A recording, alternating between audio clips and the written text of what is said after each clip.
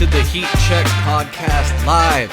I am your host, Chris Patrick. We are on the Valley Sports Plug Network. Ladies and gentlemen, as Nico, host of the Valley of the Suplex podcast, has dubbed it. Man, this is episode 32 of the Heat Check Podcast. This is our once-a-month in-person podcast recording, and we're doing this live on Saturday. Well, not live, but we're doing this on Saturday, August 17th, 2024. Glad to have you back here with us, whether you're listening. Well, you're going to be listening back on the Playcast on all streaming services. That's Apple Podcasts, Spotify, basically anywhere you can find podcasts, you can find us. Make sure you're following us at AZ_VSP on Instagram, TikTok, X, and Threads. You'll be able to keep up to date with everything Valley Sports related. We do weekly recaps of the Arizona Cardinals when they're in season, and that is the team we're going to be talking about heavily today. We also do bi-weekly recaps of the Arizona Diamondbacks and Phoenix Suns when they're in season. But enough of the plugs. I have to introduce my co-host here of the Heat Check Podcast. We have Snoop Dogg's personal blunt roller for the Paris Olympics, VSP Tallman. Let's go. Yes. Yeah, Snoop was getting paid way too much money. I was getting paid way too much money to roll his blunt. He's got those sticky fingers. So I had a great time in Paris. Does Snoop like him tight? It's the best city ever. Does he like him tight, like him loose? Oh, he likes him loose. Does he like wet wraps or like swishers? These are the things we got to know. Swishers, baby. Everybody knows Swishers. Swishers all day. Hell yeah. Well, we also have joining us the Valley Sports Plug President of Player Operations, Michael Benjamin. Gentlemen, how we doing? Today is the one that we were waiting for, man. I know I could speak for VSP Tallman. It's time to talk about the Arizona Cardinals and their season predictions. Let's go. I cannot wait. Fellas, man, I'm a little tired. I won't lie to you. I had a back-to-back for basketball runs last night. Wake up. I played at Inspire Courts, where Corona del Sol and University of Arizona and current Chicago Bulls Dalen Terry was in attendance, man. Oh. Interesting. It was cool to see him. But Did you dunk on him? No, I did not. Oh, he did not play. He was there just sitting on the sideline with with his homies. out. He was a And his DNP. baby mama, just kind of enjoying his off What a season. loser. What are you talking about? You can't get hurt before training camp starts, Tallman. But with that being said, before I pass it back over to Chris, fellas, Santa came early once again. I got some gifts for you guys. What? Okay? And this time we're gonna start with Christopher Heath. Oh, no. Sorry, Christopher Patrick. That's me. Okay, gift? Any guesses on what you got here? No, I have no clue. I am completely in the dark. All right. Here you go, buddy. This is a Phoenix Suns old napkin? kind of flyer. Fans first. If you are any kind of familiar fan of the Phoenix Suns, that was basically their season ticket holders group that they would call them, fans first. And it's signed by the Gorilla, Chris. Signed That's by a the big Gorilla?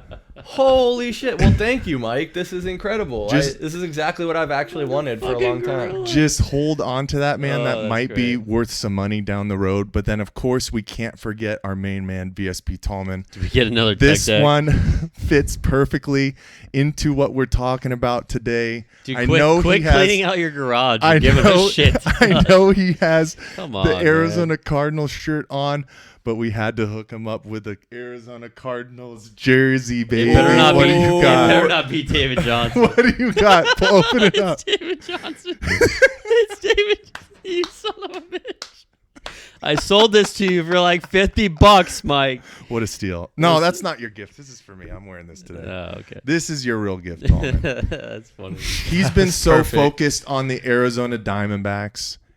It's been a tough one. We were just finishing up watching the Tampa Bay Rays game. It's a tough one. But for hopefully this playoff push and October baseball, you can stay warm in that, my guy. What the fuck Ooh, is is this like a nice fleece jacket?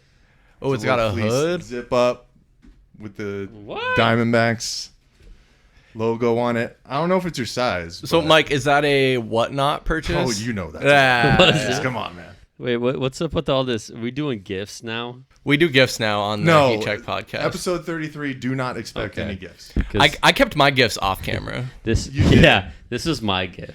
Cody got an autographed baseball. It says, Ooh. Cody, swing for the fences. I like that. Michael Benjamin got a. And it looks like a dog chewed on it. What'd you get there? A tall boy koozie for the National League Looks champs. good. I'm gonna 2023? try this on.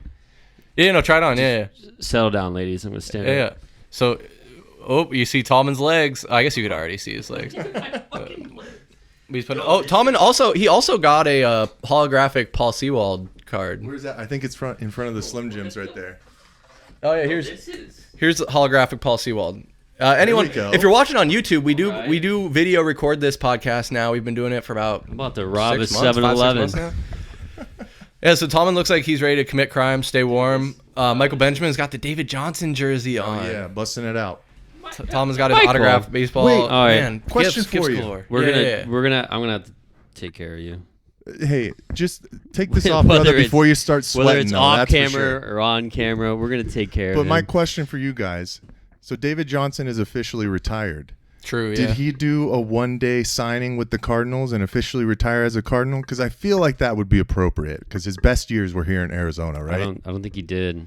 Well, that's sad, man. I feel like he should. He had a sour divorce with the Cardinals.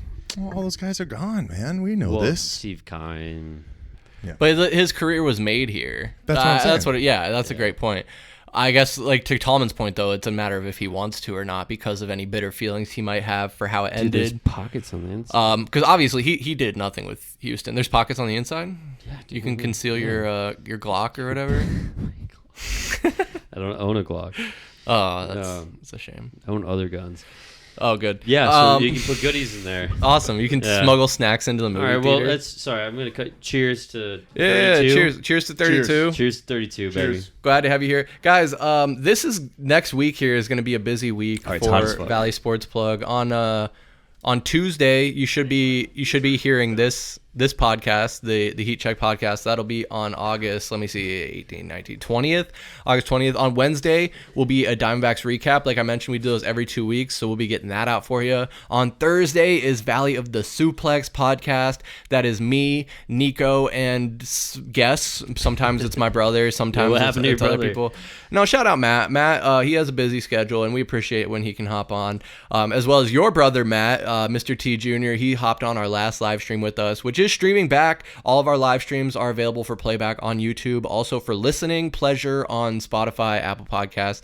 I don't mean to keep doing plugs, guys, but I do this all to crescendo to the fact that this next Saturday, what would that be, the 24th of August, we are going to be doing our live in-person fantasy football draft for the Valley Sports Plug League, known as the Straight Ballin' League. We have been doing this specific league as an in-person draft this will be our 10th season in a row doing an in-person draft. This will be our third time streaming it live for you folks, watching back, watching live, following along with Valley Sports Plug. So make sure you tune in where you can, see how we draft, kind of how unique the experience is of an in-person draft, and maybe get some ideas, see what people are doing for when you do your own fantasy draft. You can also hop in the comments, clown Tallman picking 5 running backs in a row. You can clown us taking quarterbacks in the 3rd or 4th round. I guarantee you it's going to be the 3rd round. I think people are going to start taking quarterbacks early, as it does. But guys, that is all what is to come. But for the here and now, this is going to be a very Arizona Cardinals heavy episode for you all.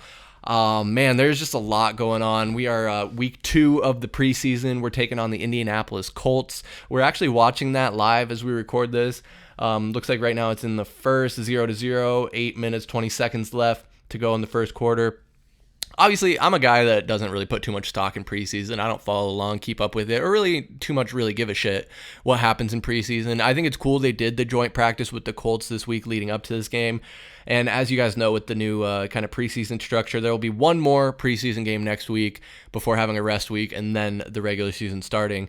And again, I think Mike kind of alluded to it, but we are going to do our long-awaited season predictions. Ooh, baby. We're going to go game by game, all 17 games of the season, and break down what we think is going to happen and make our predictions for the season game by game and final, tally on what we think their record's going to be. But guys, I've been chattering along long enough, so let's get into the meat and potatoes here. I want to take a break. I want to take a sip of my drink. No, you're good, man. So I guess I'll just hand it over to you guys first. Like, Mike, what are your general feelings of this offseason so far for the Arizona Cardinals?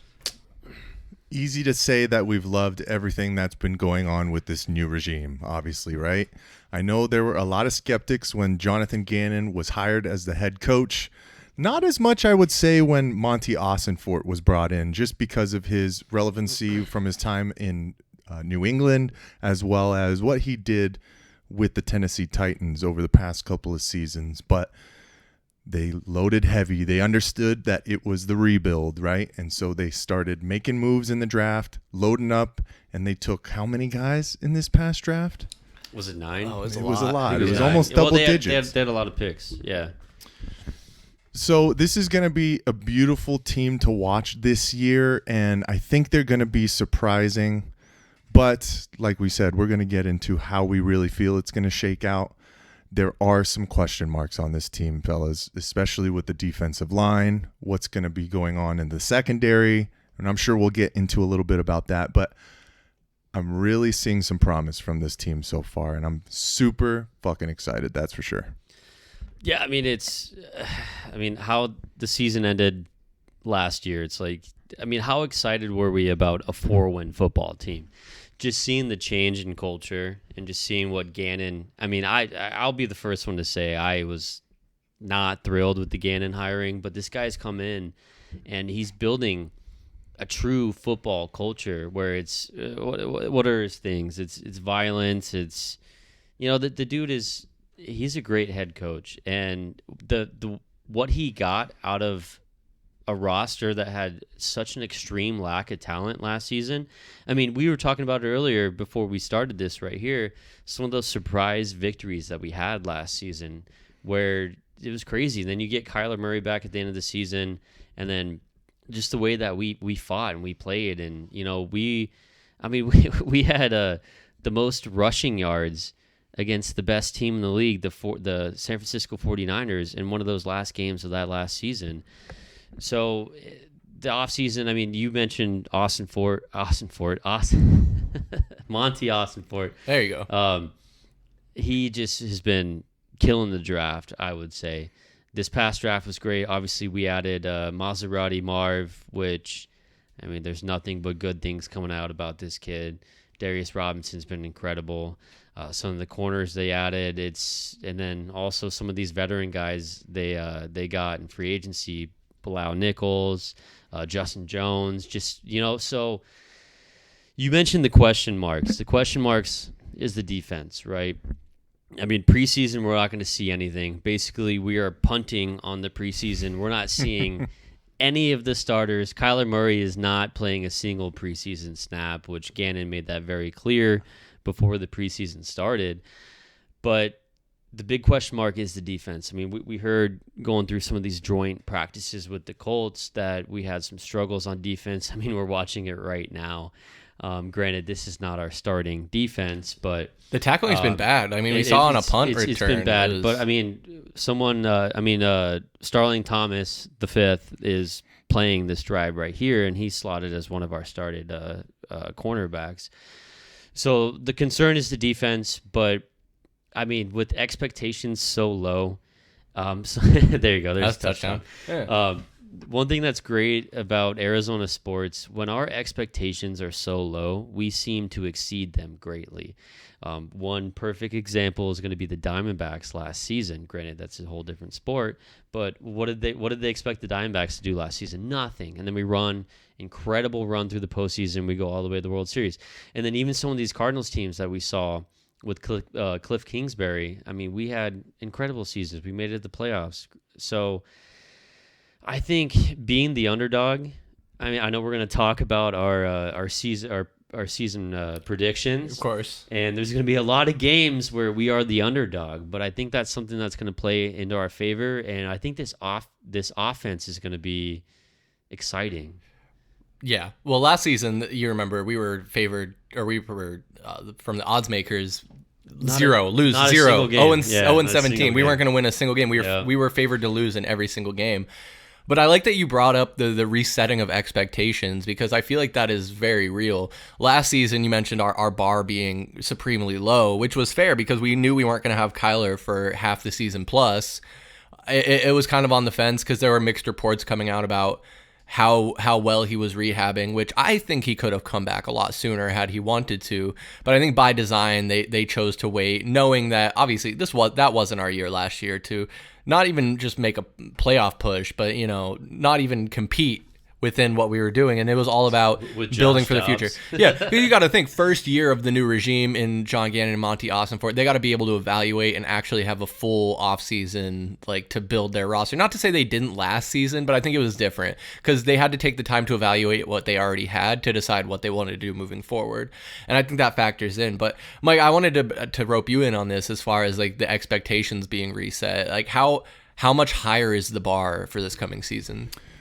That's a great question, and it's really a hard one, I think, to wrap our heads around right now, because if you've been paying attention to what this team has done with adding different pieces, right, you're getting more weapons on the offensive side. It's just really hard to think that this team can go from 2 straight years of 4 wins to really pushing for the playoffs, specifically at these areas of concern. The biggest one is edge rusher and being able to get true pressure on a quarterback on a consistent basis, fellas. If we can't do that, it doesn't matter how great your cornerbacks are, your safeties and that kind of stuff. Because if quarterbacks we know in this league have plenty of time, wide receivers are going to get open. With that being said, at the same time, we can't have the expectation like a lot of national media has been saying right now, right? I think ESPN's Mike Clay did his preseason rankings for positions for every team. Last year, at the end of last year, the Cardinals were 31st. This year, to start, his rankings were 31st again. So to say that we didn't make any true improvements within both sides of the football is just a farce. It's false. It's somebody who hasn't truly been watching what's going on here. Well, we talked about that on the last podcast too, is that the national media just doesn't focus on the Cardinals. Exactly. And you could still see by the odds makers and what's going on with Vegas as well. I think we're maybe favored in 3 or 4 games. So they're basically saying that the Cardinals are going to be the exact same team as last year, which you can't go 3 years in a row with 4 wins, especially with what's being built in this culture, man. Things are changing right in front of our eyes. I think their overall wins is 6.5 right now. So 6.5. So Vegas has it set at that, right? But, man, I mean, obviously we're gonna get into the breakdown of the schedule and our predictions. But I feel you though. It's got to be like a skeptical optimism or cautious optimism, whatever you want to call it. I do want to talk a little bit though about like the offseason moves. Tallman, do you feel that the moves they made were to the best of their ability? I think you had mentioned in show prep that they're leaving like $33 million in cap space. Yeah, so they have money to spend, right? They had some quality offensive off-season moves, but I mean, Ossenfort came out and said he doesn't overpay for people in free agency, right? So he's looking to build this team through the draft. And even if you look at some of the guys that they did sign, like I already mentioned 2 names on the defensive line, Nichols and Jones, and then Murphy Bunting, our starting cornerback, which is crazy, but I said it before we started this. I mean, dude, NFL teams, when you have a quality player that's still in their prime, you don't let them go, right? You don't not sign them to an extension. So Bunting's one of those, and then Nichols and Jones are also 2 other candidates that fit in that same type of idea. So we had no splashes in free agency, 0, right? Did we have some solid additions where he's looking for veterans to come in and fill some really big holes? Yeah, that happened. But he's trying to make it happen through the draft, and I think we did have a good draft though. Draft was great. It's how quickly can you expect those guys to contribute? I think obviously Marvin Harrison Jr. is one where he will be able to contribute in an extreme way immediately. But some of those other guys, like, it might take a little bit of time for them to get brought up to speed. I totally agree, Tallman. That's why I keep bringing up this cautious optimism. But Mike, it sounds like from what we're talking about here, just at a real high level, is like from what we've seen so far, the defense is not living up to expectations. It's a little lackluster, and the offense is maybe I would characterize it as slightly above average. So are we going to be able to be a team that can keep up in an offensive shootout where basically, the defenses are a non-factor and it's just whichever offense is hotter? Man, there are so many different factors that go into that, Chris. That is a wonderful question. I think by the time we're looking at week 6, week 7, this offense should be clicking and starting to go into the rhythm of being on all cylinders, right? Yeah. There's a lot of different pieces. You're talking about putting Paris Johnson on the left side where he started his career in the NFL as the right tackle. Jonah Williams is brand new to this organization. Your number one target is a rookie in Marvin Harrison Jr. I know we talk about him as a potential generational talent. That's fine. Those guys still have to find their fitting, right? Trey McBride, what kind of targets is he going to get within this offense? You're talking about a second-year guy in Michael Wilson, who's getting the start on the opposite of Marvin Harrison Jr. Greg Dortch getting a start for the first time in his career as the slot receiver. There's a lot of moving pieces, and I know these guys have been working together heavily, specifically on the offensive line with Kyler Murray, taking him out to L.A., going to on the field and just working, running routes, getting the ball into their playmakers' hands early so they can get their rhythm down. But with a lot of changes always comes some continuity issues to start for seasons. And I'll give a little sneak peek. For me, fellas, that's probably what we're going to see when it comes down to the wins and losses for this team. Shit. All right. Well, I think a big factor of that, obviously, every year is the availability of players and the player health. We can write James Conner in to miss a couple weeks in the middle of the season.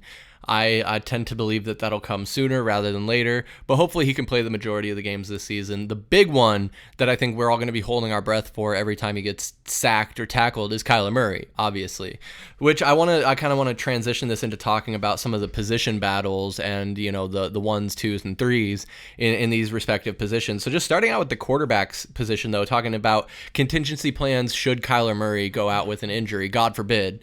We have Clayton Tune and Desmond Ridder. Now, we saw Desmond Ridder get the start in preseason week 1. Clayton Tune's getting this start in game 2 that we're watching right now. I think one of you guys said that Gannon had come out and basically definitively said that Kyler Murray is not going to be taking any snaps in preseason. So it's going to be up to these guys to carry the load and determine who's going to be 2 and 3 respectively. I fully expect that they'll carry 3 quarterbacks throughout the season on the roster, as they should, given the nature of the quarterback position these days and Kyler Murray returning from an injury. But that aside, when we talk about the position battle in general, Tallman, like I mentioned, Ridder got the start last week, didn't do as great as we hoped. Tune is getting the start this week. Do you think it really, I guess my question is, obviously no Josh Dobbs, who traded him last year. Does it matter which one of those guys is 2 and 3, or would you prefer one over the other? Well, I mean, it does matter because you got to remember, I think Tune was a 5th-round pick, right? He was a late draft pick, and you gave up something to get Desmond Ridder. Okay, you gave up a piece. Granted, the piece you gave up is out for the season with the Falcons. And Rondell Moore, but at the same time, they went out to go get Ridder, right? So there's question marks about Tune, and if God forbid, if it came time for where we needed backup quarterback, you need somebody that was had a little more experience in Tune. But how it's going right now, Tune is performing way, way better than Ridder right now. And I think it'd be a disservice to Tune granted, we'll see how this game goes and the rest of the preseason goes. But if Tune continues it'd be a disservice to Tune if he did not get the backup quarterback role. But what's great about this preseason is, though, you have 3 preseason games where you only have 2 quarterbacks that are going to play all 3 games. So you're going to know very damn well who's going to be your number 2. because that is a lot of sample size for these two guys going out and playing the game. And as it's going right now, it's Tune's job to lose. And I watched the first game, and granted, okay, let me rephrase that. I watched the first 10 minutes of the first game, and it was awful. And you mentioned that Ritter started that game, and I don't know. He's not good. And then going with the joint practices, it was you said the 2-minute drill where, his first pass, he threw an interception. The guy's, I don't know. I mean, Tune's got more fight in him, and I would prefer Tune.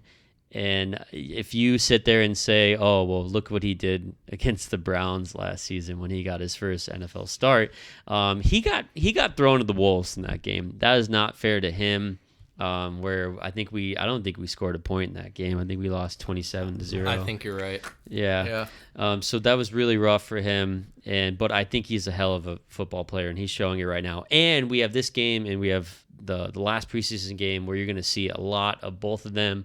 So this front office is going to be able to make a very educated decision on that. Yeah, I think for me, it kind of speaks volumes. In a lot of ways, maybe not fairly, but like I think there was a reason the Falcons let Ritter go and that we were able to pick him up. And then Tune was an intentional guy that we went out and drafted last year, granted in a late round, but kept him on the roster. I mean, Mike, just to get your quick thoughts on it, would you kind of agree with Tallman's sentiment there as far as wanting to see Tune slated in at the second spot? Yeah, at this point, yes. Just with what they've done through camp, Clayton Tune has looked a little bit more comfortable. The one thing I will say about Desmond Ritter in his first week showing, he was going against that Saints first team defense, and he's got the secondary offensive line, okay? So he's already kind of running for his life. But he just doesn't make pinpoint accuracy throws, and we talked about the last day of joint practice against the Colts when they started to do the 2-minute drill. First play, he goes out there, sails a ball, picked off, game over, right? If he's in that kind of position. But that's going to be the beautiful thing about this team, man. And we're already seeing it right now in some of those position battles where it doesn't really matter where you were drafted, right? This way that we talk about the Diamondbacks having to start Jordan Montgomery because of all the money that they paid him, the Cardinals are saying what players make plays and are consistent day in and day out. Starling Thomas showing huge flashes, probably going to be that second starting corner opposite of Sean Murphy-Bunting. Yeah. We talked about it last year. Greg Dortch, another undrafted guy. All he did was make plays for the first 2 seasons with the Cardinals, and now he's getting that opportunity. So Jonathan Gannon wants his playmakers on the field, and if Clayton Tune looks more comfortable, he's going to give him the benefit of the doubt and give him the nod in that backup position comparative to what Desmond Ritter has done, even though, like Tallman said, you traded assets for him. Yeah. Technically, you did. Yeah, right? yeah. At the end of the day, I think we won that trade, fellas, already before anybody steps a foot on it because Rondale Moore is out for the season. Yeah, at least ours is playing. I mean, -8 pass I was going to say, we're yards. just Did you looking see at it that? right now. Clayton Tune through one quarter of football is -8 passing yards. We knew though that this is a run-heavy offense, and minus Kyler Murray, I think you are a little limited. I think that is what scares me the most, though, is out of the two, we're debating Tune and Ritter, but neither is a good option. Neither is a guy that you would want to come down to that. Because if again, God forbid, Kyler gets injured, and it is a significant injury that he may lose the rest of the season, depending on what point of the season that's in. You're not keeping one of those two guys to fill in his role. You're probably going to sign someone or make a trade for someone's backup quarterback, a la Josh Dobbs that we got at the 18th hour to start last season. Dude, I don't know, Chris. I mean, so say he gets hurt in week 4. You think they're going to go,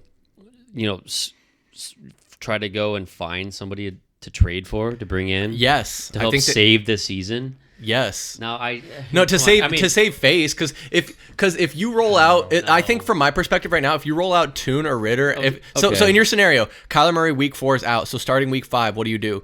I think if you start Tune or Ritter from then on out, we lose every single game. Well, yeah, I mean, probably most of them, but I mean, it's hard to say, or it's hard to be confident that this team or this franchise is going to turn around and go search for somebody to fill Kyler Murray's role. Why can't you get like a Josh Dobbs? Because we're sitting here with $33 million in cap space that they're not using.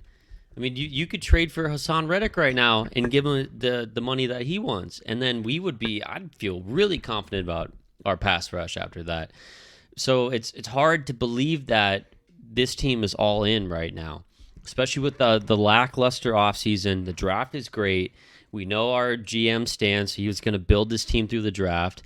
Are they all in right now? It's hard to say that. So the only way that we're going to be incredible is if Kyler Murray plays like an MVP. That's the only way. So then I guess high level again, what's the play here then, like long term? Like, so last season was obviously a throwaway. We knew what we were getting. This season now, second season of Gannon. Is this the evaluation, the true evaluation year where you really kind of take a wide look at what you have, and then because football has like short windows, small windows where teams are competitive, and you go from first to worst. That's what I'm saying. That you can worst to first. Well, you can go both. You can go from both. But that's what I'm saying. Is that what the Cardinals are seeing this as though? Is kind of picking their spot where it's like last year, obviously we knew we weren't. This year, we're pretty sure we're not going to be a playoff team, and then next year is like when we really like make the push, because Kyler, again, quarterbacks, any professional, like you would talk about Kyler, Budda Baker, even James Conner, obviously Marvin Harrison Jr. is a rookie, but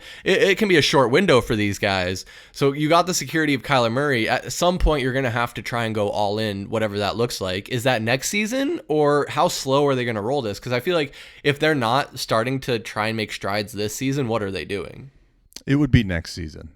Next season is the make or break type of year, right? That's hard to say. If Kyler Murray isn't the guy that this front office hopes to be, after next season, adjustments will be made, and they'll start to look at maybe making a high draft pick or trading assets, trading Kyler at that point, because at that point, Kyler's contract will be pretty easy to move off of comparative to what these guys are. You're saying they do that after they play all of this season and all of next season? Yes, after next season too. Because what you think, Chris, it was the same thing that happened when we drafted Kyler Murray, right? How many games did we win when we drafted him? Maybe 5 wins, right? That wasn't great. Next season, I think it was 6. And then the next season after that was the 8-0 start. The hot start, yeah. AJ Green not turning around and whatnot. Yep. So the trajectory was supposed to be going, okay, yes, we go to Los Angeles and we get our asses whooped in the first round of the playoffs, but we come back next season. When we start Valley Sports Plug, I'm saying that they're going to win 12 wins. They're going to win 12 games, right? Yeah. We were all It's high. a trajectory, right? Yeah. So I'm kind of in the camp, to go back to your original question. If Kyler Murray somehow gets injured for the rest of the year, maybe they make a trade to get a third quarterback in. We have to remember that the NFL. I don't have that answer. I don't have a name. I don't have that answer. And then we're playing what-if games anyway. But my answer to who would play, it would be Clayton Tune or Desmond Ridder, because you're still within the rebuild, Chris. That's what we have to remember here. We are positive about the outlook of this team. We are hopeful that they will outshine the win projections this year, but we are still a team that the past 2 seasons only won 4 games. So it's not time to go for it all just yet. Yeah, and obviously I think it is. I'm going to go out on a limb here and say it's more likely than not that Kyler plays all 17 games this season. I think he's ready, man. I agree. I think barring some freak accident, I think it's going to happen. And I was surprised and pleasantly surprised to see when he did come back last season, at times he wasn't like a shell of himself. He still put it on the ground when he needed to. He showed his mobility. He's really good. Which I do want to get back to the position battles and before we get into our predictions. But, Tallman, you did bring up this Dan Orlovsky list ranking quarterbacks by trait. And you're going to make me pull it up? It was a top 10. No, I got just the tidbits. You here. got it? Okay. Yeah. All right, go ahead. So he did different things like arm strength, accuracy, different traits, and it was a 1 through 10. And the interesting one that Tallman highlighted was the rush ability trait. The top 10, he had Kyler ranked 9th for was it 9th? Rush ability. I said 8th. Yeah, and Joe Burrow was 8th. And that's what you took exception to, right? I did, yeah. Burrow was 8. That's crazy. That's unbelievable. And then I think they had Mahomes ahead of him too. I think so. Yeah. Then you got to remember about Mahomes is he only runs when he's in the playoffs. It's the only time Mahomes runs the football. Can we agree on that, right? I don't watch a lot of regular season Chiefs games, if I'm being completely honest. He doesn't. Yeah. He's been on my fantasy team the last 2 years. No, he's a gunslinger. He doesn't run in the regular season, man. Because when it comes to the playoffs, the dude is the ultimate competitor, and he puts it all on the line, and he fucking runs and gets hurt. That's how he got hurt, where he hurt his foot going in that Super Bowl. Anyway, enough about that loser. But no, did Joe Burrow ahead of who missed all Kyler of last Murray? season also missed all of last. He missed half, or he got hurt. He got hurt pretty early, miss though. the entire season. But Not the entire season. It was pretty early. Yeah, but I just don't. I think Kyler because played more. it's not scrambling ability; it's rushing or rush ability. Rush ability, yeah. Whether it's designed or how not. many designed runs does the Bengals have for Joe Burrow? They have 0. He doesn't know unless it's a QB sneak. So, and then we see it all the time. Granted, with the Cardinals, we don't have a lot of designed runs for Kyler unless we're in we're right in the red zone. We're 2-3 yards out. Yeah. Then you see that the QB option, but that's crazy. Like, I don't know how. I mean, even when he came back last season, where he showed us that, it's like, okay, well, he had the non-contact injury, leg injury. Is he going to be the same? Does he have the same speed, the same burst, right? Does he trust his leg? It was his knee, right? Yeah. Does he trust that knee? So he came back last season. He showed us that he does. He had, like you already mentioned it, he has that burst, that speed. He trusts it. So the fact that Kyler comes back after an injury, plays the last 8 games, shows us he can still move, and then Mr. Dan comes here and creates this list where he puts Joe Burrow in front of Kyler Murray, and rush ability is just crazy. Yeah, I think that kind of paints the broader picture of how the national media perceives the Cardinals and even our star players like Kyler Murray. Mike, is this just like par for the course, or do you take any exception to Dan Orlovsky's list here? I don't really listen to anything that Dan Orlovsky has to say, so I can give a shit less. But it is par for the course, fellas. Once again, we can go back to the national media conversation about this Arizona Cardinals team and their lack of love or appreciation or respect for this Arizona Cardinals team. And that includes Kyler Murray, who might have had one of the best, at least top 5 second halves of 2023 from the quarterback position, if you really think about it. I'm not talking stats-wise. I'm talking about what he was asked to do and getting some wins for a team that was in an absolutely floundering position last year. We knew it was going to happen, right? Before he came back, we knew it was going to be a struggle. But for him to come back and get some of those just classic, unexpected type of wins for a Cardinals team, going to Philadelphia in an absolute shootout, really damaging their psyche going into their playoffs, right? Oh, we destroyed them. Going to Pittsburgh, having the wherewithal to ride the hot hand in James Conner, and Kyler Murray making plays when he needed to. And what happens when he steps foot back onto the field for the first time? He has an incredible third down run where he basically runs 60 yards for a first down and gets us into position to win a game. I think it was 30, but so I don't listen to that kind of stuff. Yeah, you're putting Joe Burrow, who's coming off a meniscus tear, right, or some kind of knee, ACL, whatever, above Kyler Murray, who is stated to be 100% now. And you think about what he did in that first game back. Jokes. I'm not listening. Yeah, you got to remember, dude. These lists are supposed to. They're supposed to get a reaction out of you, right? This is what they want. So it's clickbait. I mean, why do you think Kendrick Perkins is still an ESPN analyst? Don't get me started on Kendrick Perkins. You can't believe lists suck because it's all super opinionated. Well, obviously he did that on purpose to get a reaction, right? And Dan Orlovsky was a quarterback, and he wasn't making any top 10 lists for anything. No. So it's funny that he is making them now, but he's not making them. You guys know what I'm saying. He was never on one. But again, I keep teasing that we're going to do our season predictions because this is the long-awaited moment. This is what Tallman has been bugging us about since May. It's about time. He's wanted to do this just about every week. I actually wish we had written down, because he did his super early. I did, huh? I forgot. A couple months ago. I think that was in what did I say? in June. I said 8. I don't know. I was mean with my prediction. Yeah, it was right around the time the schedule came out. But before we do get into that, there are just two more positions that I want to talk about. And it's funny that all these that I wrote down were offensive position battles that I highlighted. But I guess I'll leave it up to you guys. You want to talk about wide receiver or running back first? Go running back first, because we just watched Benson have an incredible run that was just called back by holding. Well, there you go. So we have, obviously, James Conner is slated as RB1, but then behind him, it's kind of a open slot for whether it's going to be Amani DeMarcado, Trey Benson, or Michael Carter, who we acquired last year. And then you got DJ Dallas. Dallas. I mean, you got to think with the draft. I mean, we had...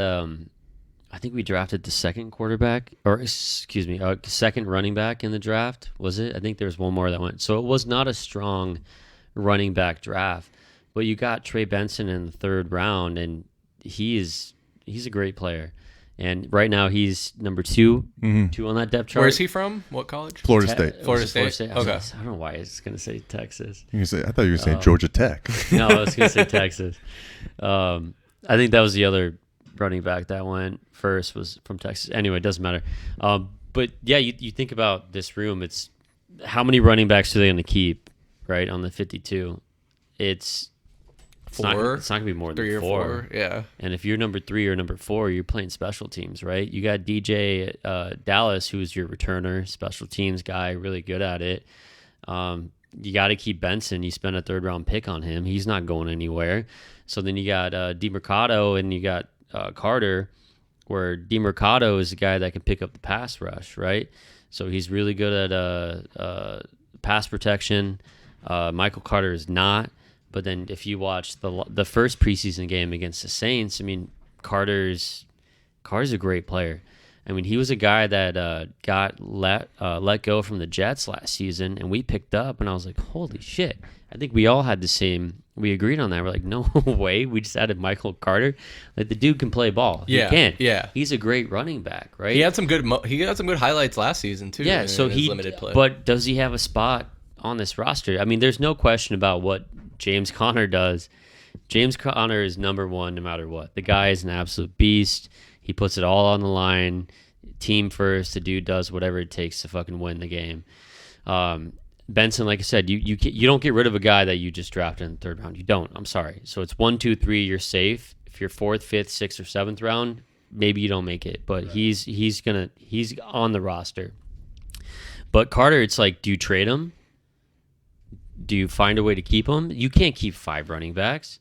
No, you can't. You can't keep 5 running backs. I mean, Mike, what does it look like for you right now if you were Monty Ossenfort? I would just try everything you can to keep Michael Carter, but unfortunately at this point, I think he kind of looks like the odd man out right now. Just with what you guys have said, the change of pace that all these different guys bring in regard to, obviously, James Conner is your big bruiser. Trey Benson has a little bit more speed, can get leverage on the outside. Amari DeMarcado can pick up those blitzes on the outside, protect Kyler Murray a little bit more when he's in there as well, but he probably won't get as many snaps as Trey Benson, to be honest with you. And then DJ Dallas isn't going to sniff the field on offense. He's just no, he's not. Special teams, right? He's your kick returner. Has made some nice plays today, I would say, against the Indianapolis Colts, but I'm kind of going back on my word where I said this regime has been looking at guys who make plays. And if you think about what Michael Carter did last year, when he did get touches, he ran for like 5-6 yards a carry. He was technically like the player of the game last week, right? 40 yards and a touchdown. He was good. So it sucks, but you can't carry 5. You just can't.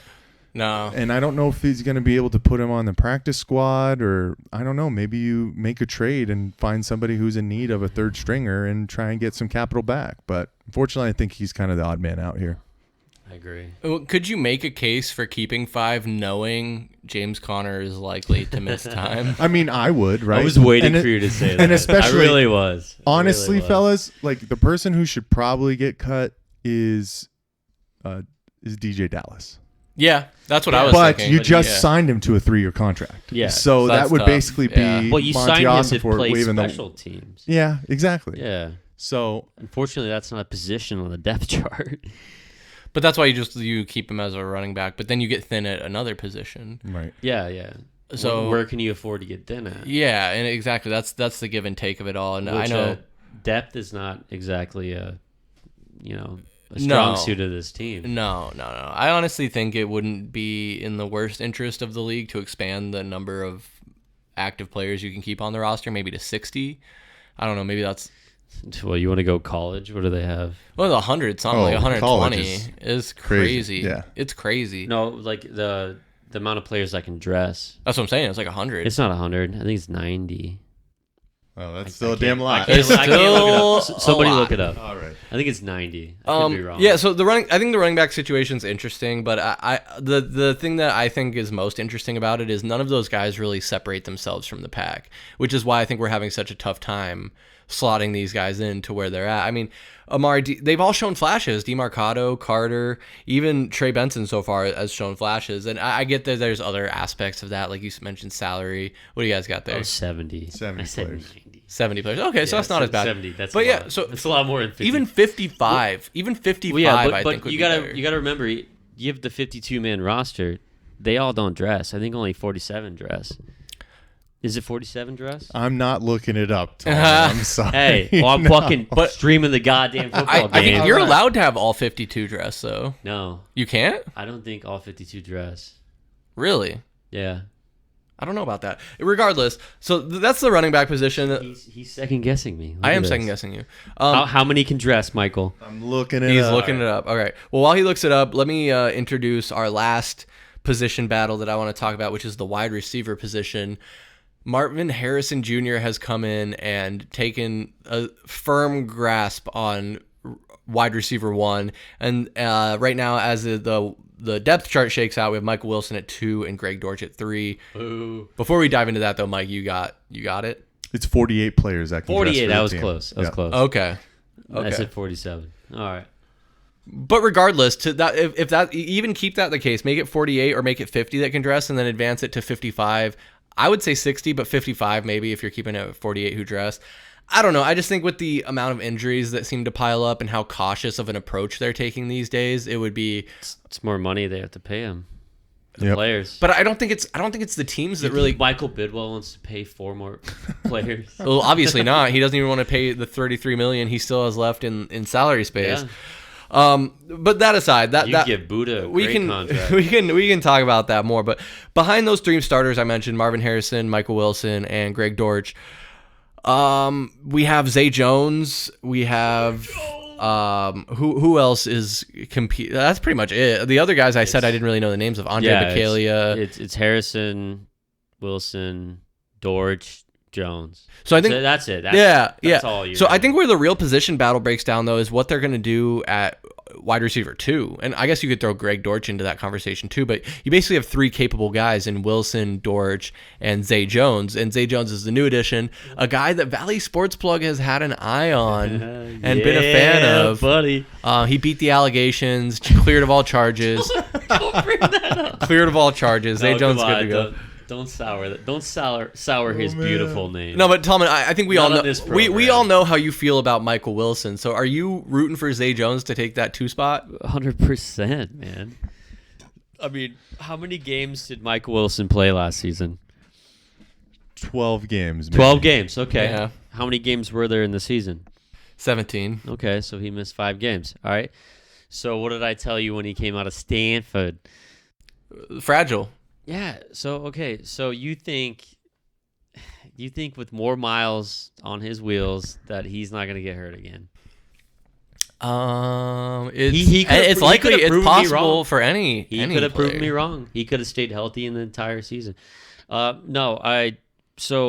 the one thing going for Wilson is his size, right? We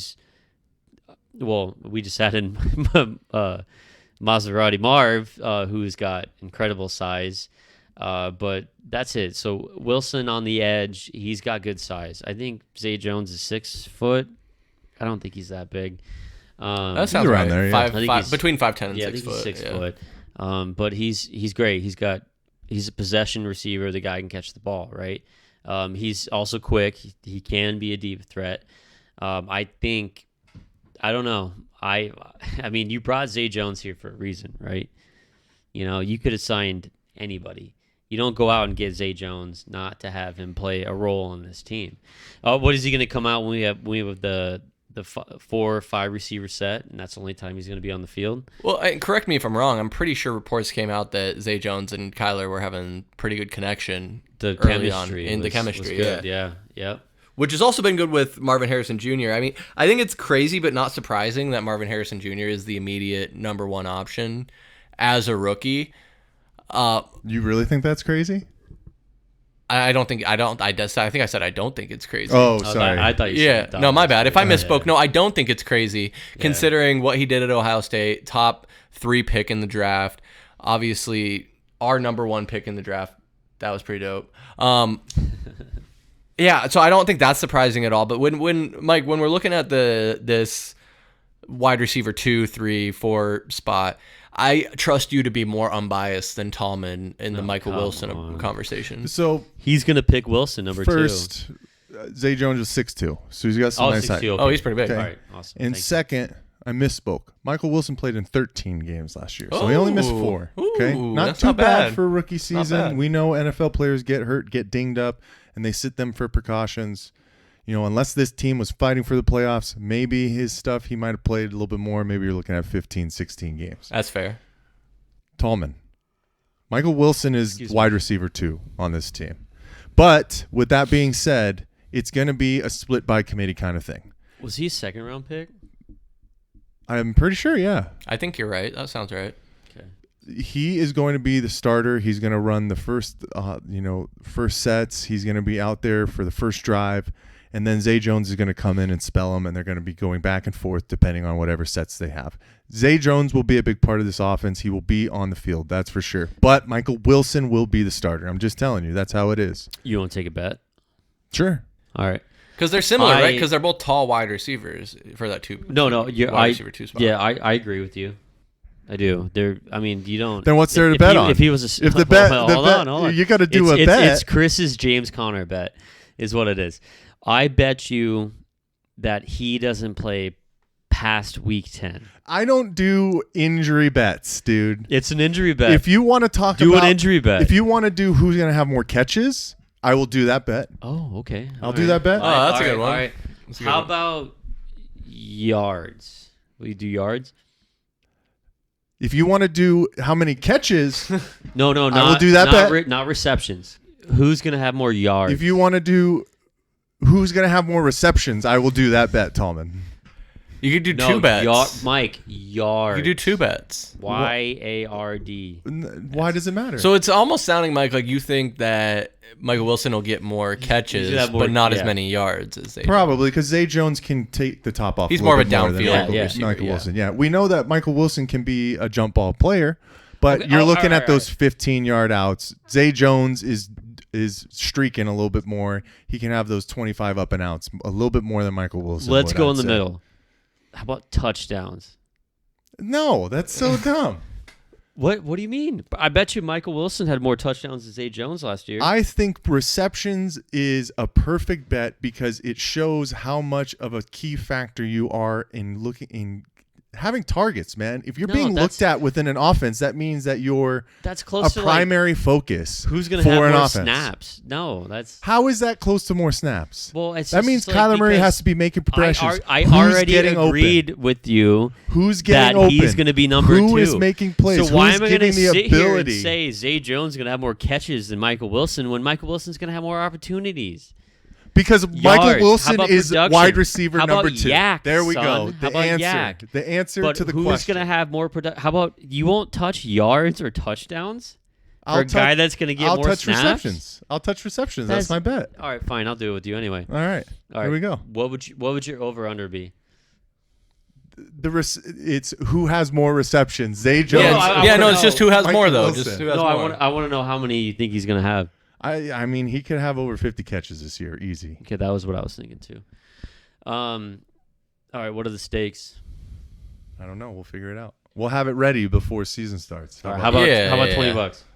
No, we're gonna do something We'll better figure than it that. out. Something better than $20? Because you disrespect Michael Wilson consistently, and Oh I'm my getting God, fucking he's sick of getting it. So we're gonna personal with this. have some. Did that hurt real you nice deep down, something Michael? on the Okay. line. All right. All right. Don't get me Oh, wrong. oh, I so- like me so some it's Zay not- Jones too. All right. I love me It's- some Zay Jones. It's not going to be monetary. But Michael Wilson has a lot of promise for this team, and he might be one of those guys in the future. I don't know So why you need to get on board. I don't know why I was bitching so much about the receptions when he's going to get hurt after the night. Right. Yeah, if you that's want to what bet yeah. that he's gonna get hurt after Like, week 6. Wow. Okay. Yeah. So, all right. We'll let you guys know what our bet's going to be. Yeah, just stay tuned. But okay, so those are the position battles. We'll see what happens with the wide receiver The position. gentleman's agreement. We'll let you know what their bet turns out. But guys, That's good. I think it's time we do it. You want to get into the season predictions for the 2024-2025 Arizona Cardinals? You guys ready? Oh yeah. Oh, I thought you were going to do the It's time. It's time. Beautiful. I'm glad you moved the mic away for that. That'll be You want me to that'll be fucking good. We're working on destroy it. the levels? No, but guys, this is long awaited. We've teased it enough. The time is finally teased it here. enough.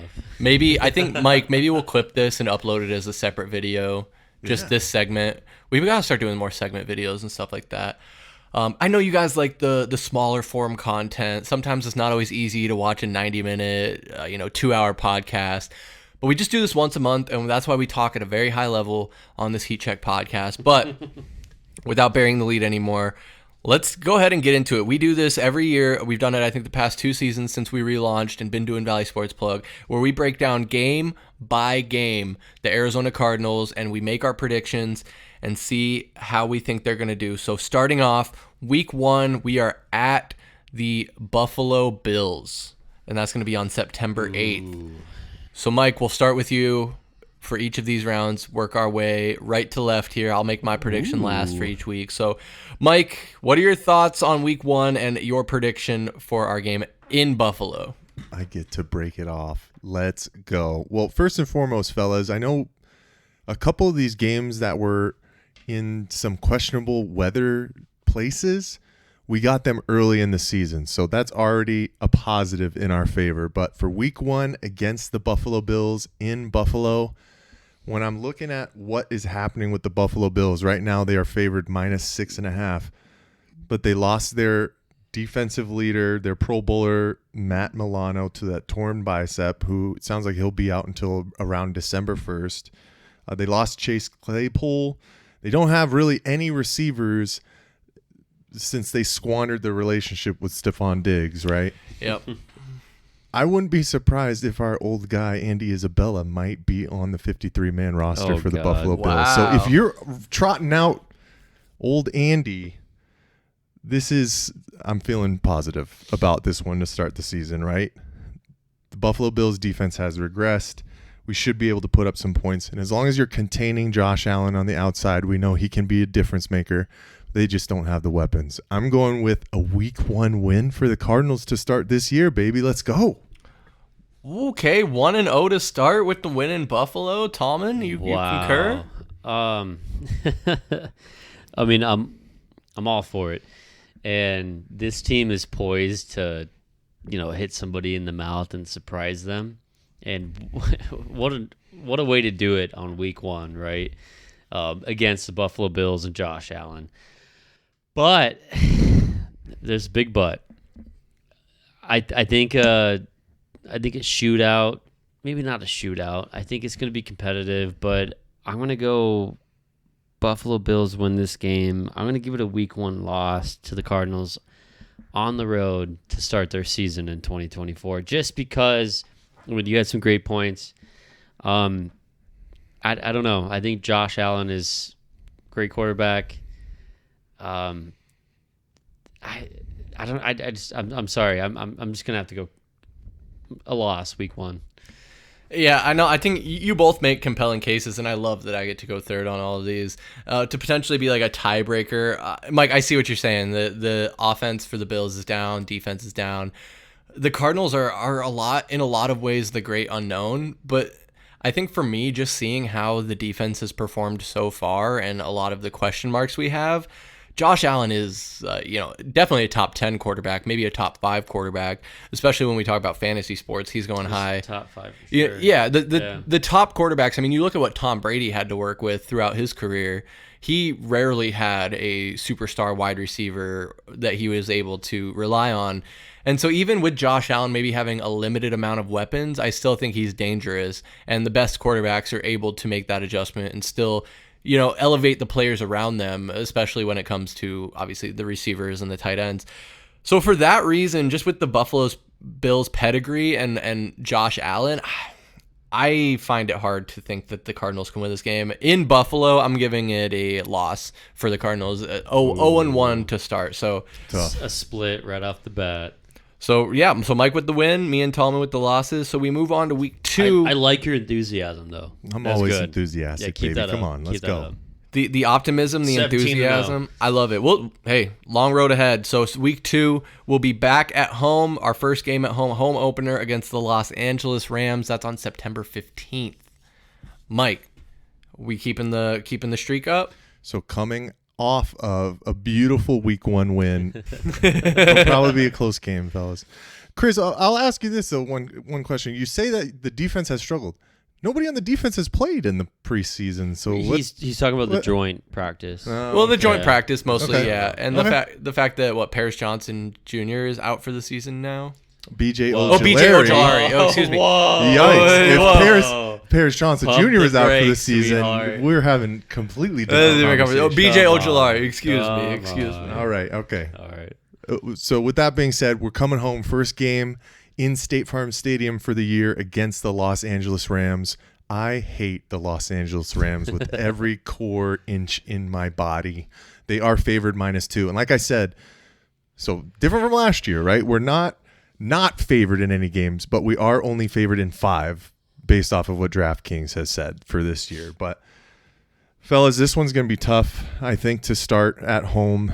Obviously, we know that since LA is so close and there's just a large fan base for Rams fans, and we know what happens in State Farm Stadium when it comes to fan bases that can kind of travel, right?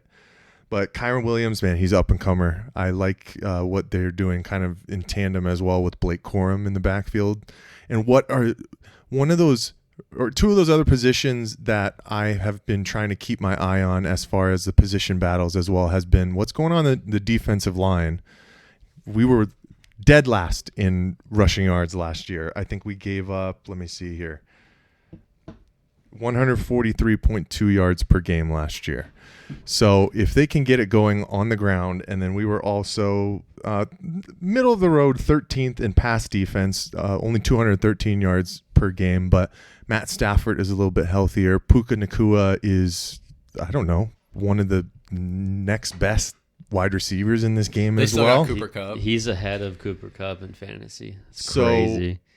I could see our defensive secondary struggling in this one, and Matthew Stafford doing what he does to the Arizona Cardinals, unfortunately. So in this one, I'm going with a loss for the Cardinals.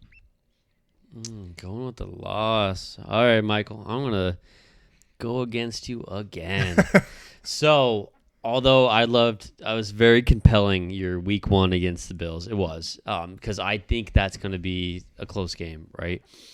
So coming back, first home game against the Rams.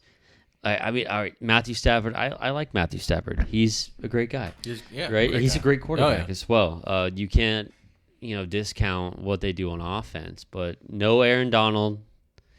I mean, their defense to me, it just feels like the Walmart brand, and it's not even a good value. And then look at the spread. The spread's really close, -2. Come on, granted, this is going to be the last game that we're going to be able to see an accurate spread on because, it's so far out. I'm going to give the Cardinals a win in this one. I think it's going to be hard fought. I think it's going to be close, but I'm feeling it. I'm feeling home game. The city is just riled up, ready. I mean, you saw the red and white practice. They had 25,000 people there. That's incredible. So I think it's going to be a wild environment. Obviously, you mentioned it. There's going to be a a lot of LA fans, but I'm feeling a Cardinals victory week 2. Sean McVay is the Okay. kryptonite for Arizona. I don't care. Man. I don't care. I'm feeling it. I think I'm it's feeling interesting. A week 2 victory. We have this new optimistic VSP Tallman that I feel like we didn't have during our season preview last year. Guys, you both make compelling cases. Obviously, the Rams aren't what they used to be. They've shown a steady decline, while also having standouts like Puka Nacua showing out at wide receiver last year in the absence of Cooper Kupp. Now you add both of those guys back in. What is Stafford able to do with those weapons? I think you're right. They don't have Aaron Donald. Their defense kind of takes a step back. But again, I will continue to bring up my worries about the Cardinals defense. And you're right. In the preseason games, we haven't really seen their true defense, what their starters are going to be able to do. But when you talk about what we've seen in practice and different things like that, I still don't think this is like a top tier defense or one that we can even rely on for that matter. I have a lot of faith in John Gannon. I think that I really like what he's been doing so far and the culture he's building here. But there's still a level of inexperience there that I think Sean McVay greatly outshines him in. And so for all of those reasons, I guess going to be the biggest nihilist so far. And I'm going to say we're going to start this season 0-2. It's a loss against the Rams. There you go. Look, we're all different. I mean, they just don't wow me. The Rams don't? I mean, watch them come out week 1 and fucking win like 40 to 14. But I don't know. I mean, put your stake in the national pundits if you want to, but a lot of them are saying that the Los Angeles Rams should probably be a playoff team this year. Yeah, I know they've lost some I've heard that people, a lot. I heard that too. I don't get it. I mean, it all depends on Stafford. It does. I hope to not get it as well, man. So I hope they suck. The NFC West is going to be strong this year. I think, obviously, we've heard about issues going on in Seattle, and it seems like a kind of a shit show up there. But when you talk about the Rams and the 49ers, and now hopefully the Cardinals can knock on that door, it's still a tough division. But moving right along, so you guys are locked in 1-1 each. I'm 0-2 to start the first 2 weeks. Week 3, we're staying at home to take on the Detroit Lions on September 22nd. So again, that's a home game. That's an afternoon game. 1:25 kickoff on Fox. That'd be a great game to go to. That would be a fantastic game. The Lions were a playoff team last year. A lot of momentum with in the championship game. Yeah, in the championship game. Jared Goff, Amon-Ra St. Brown. What was their running back? Montgomery, Jahmyr Gibbs. He's hurt. That's tough. But a lot of optimism around. He got hurt, right? He has a hamstring, but it sounds like he should probably be ready for week 1. So. Don't draft Montgomery. But hamstrings. I'm drafting. Yeah, we know. Yeah.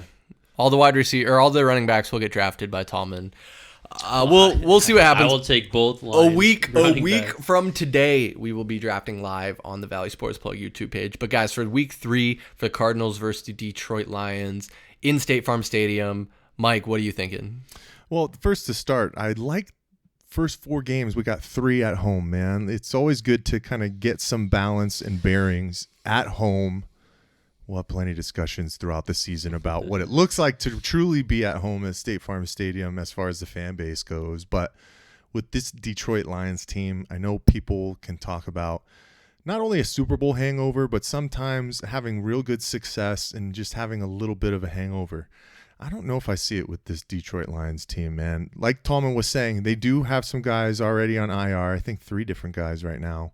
And Jahmyr Gibbs has been hampered by that hamstring to start this season. But where we're at right now, as far as this team in the rebuild, the Lions are past it. They just really are. It seems like everybody on that football team are buying into the bully type of football that Dan Campbell wants to play. Oh, yeah. Right? So in this one, I just think with the ability for us to put up points, it should be close, but Jared Goff just has more continuity with his weapons. Amon-Ra St. Brown should go in top 10 in fantasy drafts this year, fellas. That's for sure. Mm-hmm. You also have a full year with Jamison Williams, who I think was suspended to start last year. So this Lions team is just farther ahead of where this Cardinals team is right now. And even though it is in State Farm Stadium, I'm unfortunately going with the loss on this one. No, we're losing this game. It's going to happen. And then when the spreads come out, dude, Lions are going to be favored by -10. I will bet you that right now. Yeah, that's big. That's big for NFL too. But I mean, you look at the Bills -6.5. Come on. But I'm telling you right now, Lions. It's going to be a heavy spread, heavy favor of the Lions. I mean, the offense is just too good. You didn't even mention Laporta. Sam Laporta, breakout. Top 5 tight end. I mean, the guy, I picked him up on waivers last year in fantasy. The dude is just a stud. How'd you finish in fantasy last year? I was 4th. Okay. Yeah, I made the playoffs, Michael. I like it. How'd you finish, Chris? 14-1, 3rd place. Okay. Yeah, I had a better record than you. No, I didn't.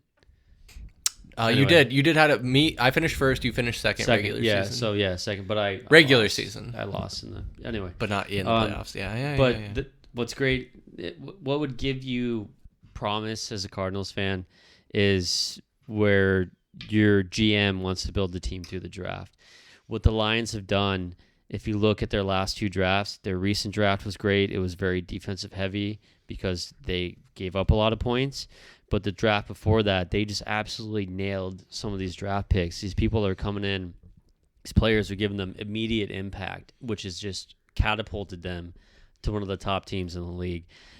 So we're losing this game, and it might be ugly. Yeah, I mean, is Hutchinson a top 5 defensive end in the game already? Aiden Hutchinson? Yeah. Oh, no doubt. Probably. He's top 3. They've been hitting, man. No, he is a stud. For all the reasons you guys said, and just for what the Lions did last year and the momentum they're carrying into this season, it's a loss. It's a loss. And as I had said previously when we were on other topics, is the offensive firepower of this team being able to compete with the offensive firepower of other teams. And this is one of those teams where I don't think that we can keep up with.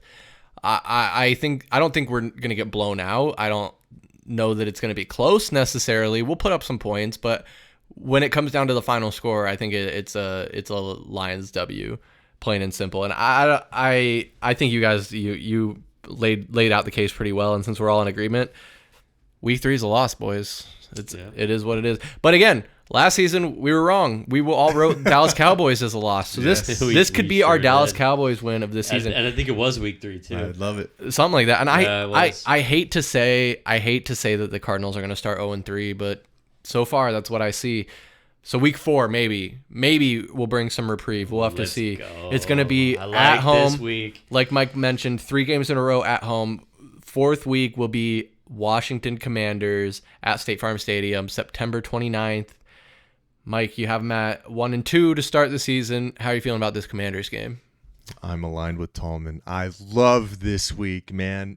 Even though ASU's very own Jaden Daniels is showing promise within his start in the NFL. A lot of connections. Think that he's going to have a pretty decent career in the NFL, man. This is the Cliff Kingsbury revenge game. I cannot wait. If there was one game as a Cardinals fan that you should be getting your ass out to Glendale for, that's right. This is the one to shower the booze, to just get crazy and get loud. Dude, I'm gonna get a poster. We're gonna go, right? We should. Yeah, so I'm gonna get a poster, and it's gonna have a picture of Cliff's lion picture in his house. Oh yeah. Yeah. And it's gonna say, "Hey Cliff, you forgot this." That's beautiful. We got to make that happen. But here's the truth with this Commanders team. Their defense is just far from what they used to be. There's no true star players on that side. I like Terry McLaurin. He's a little bit undersized. If you can kind of blanket him, who else do they truly have? I mean, Antonio Gibson, is he still there? I think so. That's why. They got Eckler, though. Here's the thing. Right? Okay, Austin Eckler, who's hopping on one leg most of the time. They have Brian. Here's the truth. His name? Here's the matter of fact. The guy that got shot, the running back. I have no idea. Oh yeah, I know who you're talking about. I can't remember his name, but Thompson. Here's the not truth. Fucking Thompson. If your team signs Trace McSorley, oh, they did sign him. Yeah. You're just not taking things. Brian seriously. Robinson. Sorry, Brian Robinson. Yeah. Okay, you're not taking things seriously. Washington Commanders are in full rebuild as well. We already know this. This is a big win by the Arizona Cardinals. Mark it down, Chris. I got it. I'm with Michael. I mean, it's the Kingsbury return, And I know I said we should go to the Lions game. I think we should go to this game. This is the one. Because man. I think we'd be able to score some really good tickets, like close enough to where I can show off my fucking poster, where it wouldn't necessarily break the bank. So I think we should mark.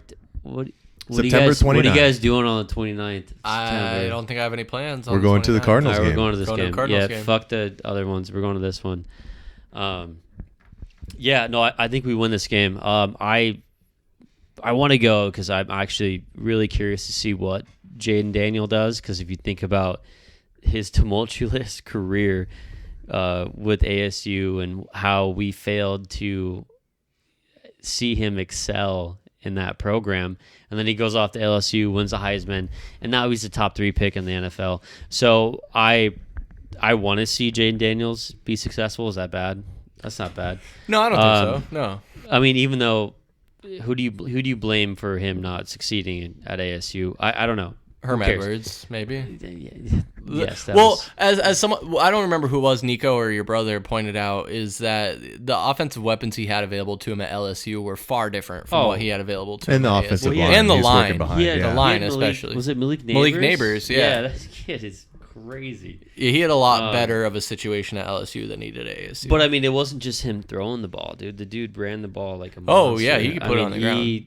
But he won the Heisman clearly. his ability to do that Clear also now. hinders on the offensive line. Yeah, but obviously the NFL is a whole different beast. Oh, than, without a doubt, yeah. Than the college game. But it'd be a fun game to go see him and his Arizona return to see how he would play. But I got the Cardinals winning this one, week 4. So I got 2-2, baby. 2-2. You and Mike both 2-2. I think you guys are honestly convincing me in a lot of ways. When you look at this at a high level, it's what we got beat by Sam Howell. What was that? Sam Howell, yeah. Last year we got beat by Sam Howell. It wasn't Heineke? No, it was Sam Howell. Yeah, it was Josh Howell, Dobbs couldn't get it done. Josh Dobbs could not get it done. But this was one that we should have won last year. And so I think with Kyler back, with the weapons we have, and for me, starting 0-3, there's going to be extra motivation for us to get our first win on the board. So for that reason, we go from week 3 definitive L's to week 4 definitive W's. Definitive L. I have this as being That's our good. first win of the season. The Cardinals are going to be 1-3 after this game against Washington. It'll be close, guys. It'll be close. I'm saying 1 touchdown or less. Oh, okay. That's a what touchdown. I'm I can live with that, but yikes! If it's a 3-point game, I might have an aneurysm in the stands, man. But that's what it's possible for me. I think it's possible. Right now, the line is Cardinals -2.5. So There you go. Yeah. There you go. Yeah. So Yes. I think Cardinals winning this by a field goal is not unrealistic. And I think that might give you an indicator of how I'm feeling about this team overall and how these next, quick math, 13 projections are going to go. So let's not drag this on any longer than it has to. Week 5 we'll be back on the road and we'll be in San Francisco taking on the 49ers and Brock Purdy in the Bay. That'll be on October 6th of this year. So That's where we're sitting. guys, 49ers have been a perennial playoff team and contender. They were in the Super Bowl 2 seasons ago. So a really strong 49ers team. Brock Purdy has cemented himself as the starting quarterback. The ticket prices are not cheap for Cardinals games. Tallman's buying I'm the buying Commanders the tickets Commanders right now. tickets Oh, right you're now. buying the Commanders? So Yeah. okay. I love it. Do you want to go? Yeah, I'm going. But what, No. Look. So look at. I just totally derailed this. I'm so sorry. Because I'll be the first one to say it. When I go to a sporting event, if I don't sit lower level, I'm not going. Oh, I'm with you for football, Yeah. dude. You gotta sit For lower football, ball for yeah. football. Yeah, I'm not going. Although we Even sat, though I already told you when we get to the Bears, we tell sat you. in the upper level at Acrisure Stadium, and that was all right. Well, Yeah, well, but because it's- you couldn't touch a fucking ticket in that because Yeah. that city cares about their football team. Yeah, that's true. a whole different culture, But we man. care. And a Monday night game. Yeah. Back to Brock Purdy, Chris. What's going on with Brock Oh Purdy? no, we're doing over this. here? We're doing this one. Brock Purdy has cemented himself as the starter for sure. And actually, like we talked about Dan Orlovsky's list, I don't remember exactly which traits he was on, but he was in several top 10 lists, I think, for arm strength, accuracy, reliability. Like, he wasn't that high. He was on the list, though, top 10, though. Like, out of 30 potential starting quarterbacks, like, top 10 is pretty good. Where he had been given this game manager label, a lot of questions around Brock Purdy, but 49ers are standing by him. Mr. Irrelevant is going to be their franchise quarterback going forward. And again, like we talked about with Jaden Daniels at LSU having Malik Neighbors and a whole slew of offensive weapons, you can say the same thing about Brock Purdy. He's got Christian McCaffrey, Deebo Samuel. It sounds like they're not going to have Brandon Ayuk, but also no, they're working on a deal. George Kittle. They're going to have Ayuk. We'll see. I mean, Ayuk. If I had to bet, Ayuk was saying he really wanted to trade. The Steelers and the Patriots were really heavy in that. The Browns as well. Regardless, whether they keep Ayuk or not, that doesn't take away from the fact that they have McCaffrey, Samuel, and Skittle. Skittle. Not to mention that they have a pretty good offensive line too. And when we talk about the Commanders, that's who they got. That's who the 49ers got Chase Young from. Right. In last season. So they're strong on both sides of the football, which makes the 49ers a very formidable opponent. I guess I'm supposed to go last on my prediction. So, Mike, I'll let you take it away. I was going to say, man, you might as well just throw it out there for the people. But it's a loss. It's a loss. Chris, the Niners are 9.5-point favorites right now, and it makes sense. This going to Santa Clara to try and beat this team early in the season is going to be tough, talking about a team that just went to the Super Bowl. Right. So I know some people have been saying that the Niners could be on a little bit of a downward slope. I mean, like we said, what's happening with Brandon Ayuk? John Lynch has already came out and said that they're in good communication with him. They want to get the deal done. It just comes down to figuring out the numbers and everybody getting on the same playing field. I don't remember on one of our last podcasts or live streams where we kind of talked about what was going on with Ayuk. He wants to be there. They're going to figure it out. He asked for the trade because he wanted to get the money done, but they're going to figure something out. And Brock Purdy has cemented himself as a top 10 quarterback in this league at this point. It's really insane to see, right? And then you talk about the unanimous top fantasy player on all lists at this point in Christian McCaffrey, who had his two best games last year against the Arizona Cardinals. Yes, he did. I picked him as my player of the recap in the first matchup, but this is a loss. It's going to be tough to go to Santa Clara and play this team no matter what, but with our rebuilding nature and trying to figure things out. It's still early in the season. I know it's week 5. Hopefully the offense will be rolling a little bit better at that point, but the Niners are consistently at the top of the NFC West for a reason, and that's why this has to be a loss, man. Well, and that's the thing. I think when we talk about how strong the NFC West is and continues to be, the 49ers are at the top of it right now. We've had the era where the Seahawks were the top dog. We've seen the era where the Rams are the top dog. Cardinals have been in that conversation before. I don't think they're in that conversation right now. But the 49ers, I think everyone, if you ask any objective NFL fan right now, the 49ers are the best team in our division. So, Tallman, Mike and I so far are L's, so you're taking it now? So you went L? You went out of order? Yeah, I went out of order. I just committed to it. Okay, that's fine. Yeah, no, I'm totally with you guys. I mean, I love Brock Purdy. I've said it multiple times. Hometown kid, we met him. Nicest guy ever. Really nice guy. Ask anybody. Yeah. I mean, the dude is just fucking class act. And he's proven time and time again that he is really good at this game. I mean, the dude, he's a system quarterback. Okay, well, how come he puts it exactly where it needs to be all the time? So the guy's super consistent. I want to see the kid get paid because right now I think he's making $750,000, which is crazy. Yeah, he needs to. He needs to get paid. And then what's great about that is if you're a Cardinals fan, when they have to pay Brock Purdy, they can't pay all these other guys, which is crazy because they can't even pay Brandon Ayuk right now. What happens when they have to pay Brock Purdy next year? So it's going to be tough sledding for the 49ers, but who gives a fuck? We don't care. That's for sure. So we're gonna lose this game, but just so we can do this right here, we're gonna see the Commanders. Do you guys prefer this In the end zone, it's row. It's on the aisle. Oh fuck! What the fuck? 1, 2, 3, 4, 5, 6, 7, 8, 9. Row 9 on the aisle behind the end zone, or here in the corner. Can we get a casita? Casita. Nah. Casita. Or here in the corner. Dude, I honestly don't care. The last game that I went to was 2018 in Josh Rosen's first game. So just get me in the stadium. As long as it's lower bowl. Pick get which me in one. the stadium. Would you rather I'll be let in Chris the end call zone or in the corner? I think I would rather be in the corner, but You sure? might have to get me on a payment plan for these tickets. Oh, dude, we can talk about that later. We'll talk about that right now. Yeah, no. So we'll be at this game. Sounds like. I think the corner would be better. The corner? No, the end zone's more fun. Yeah, do the end zone. Fine, do the end zone. A little more expensive. All right, Chris, what's up next, man? Yeah, go for it. All right, so we're marching in lockstep these last 3 weeks. L against the Lions, win against the Commanders, and a loss against the 49ers. So we'll stay on the road for week 6 and heading to Green Bay the day after my birthday, October 13th. We're taking on the Packers and Jordan Love.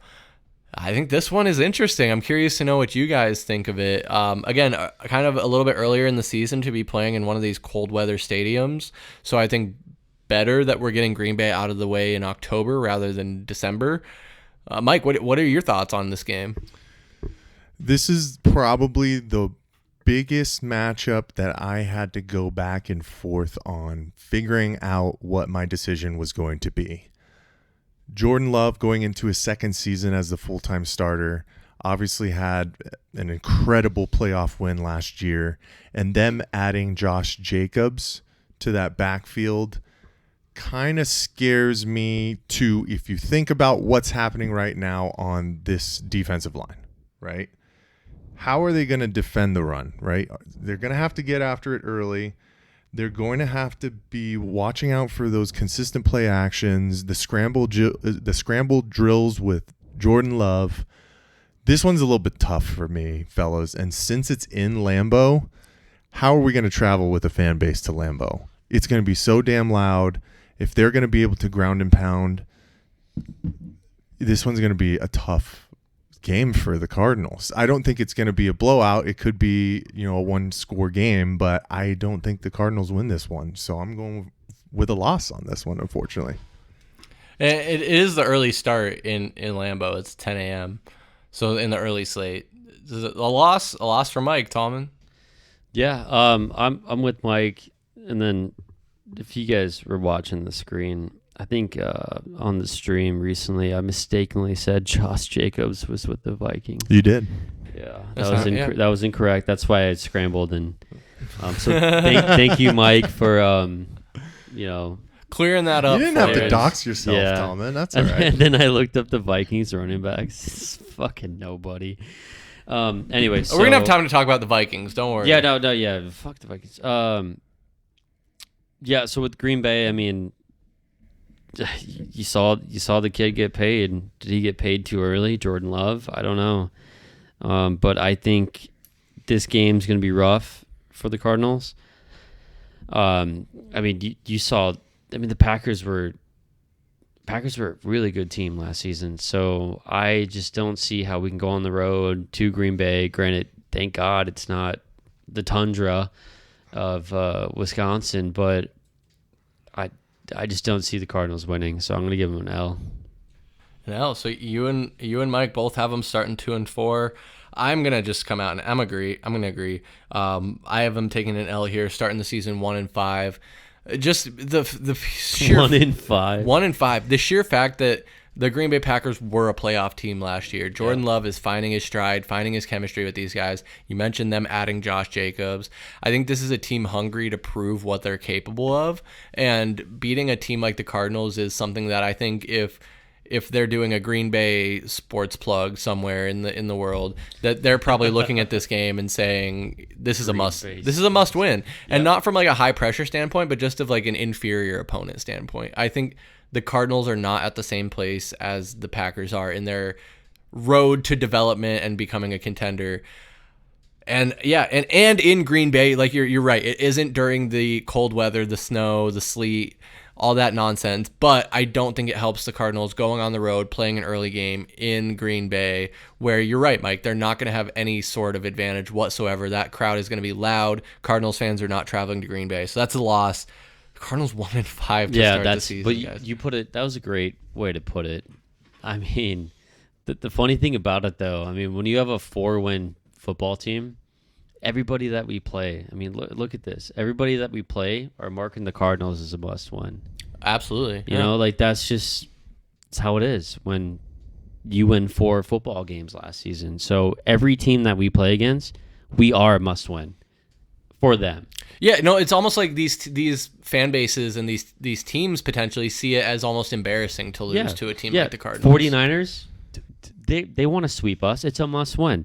The Lions, you think the Lions coming here after the last season, they need to beat us. The Rams, same with the 49ers. Yeah. Bills, they're probably scoffing at that. Oh, we had to play the Cardinals week 1 at home. Yeah, so that's great. We talked about the underdog mentality and how this team is going to be a huge underdog this entire season, but you made a great point with the Packers. And I think not just the Packers, though. I think that's how most of the fan bases of the teams we're playing this year are going to see us. Especially, the 49ers are writing us in as 2 wins. Yeah. The Rams fans, LA fans in general, are constantly delusional. So, but that aside, they're also probably trying to write this in as free wins. Bills, yeah. I don't need to go on. We're breaking these games down, and we'll see it shake out. Not yet, but this next one, week 6, is very interesting.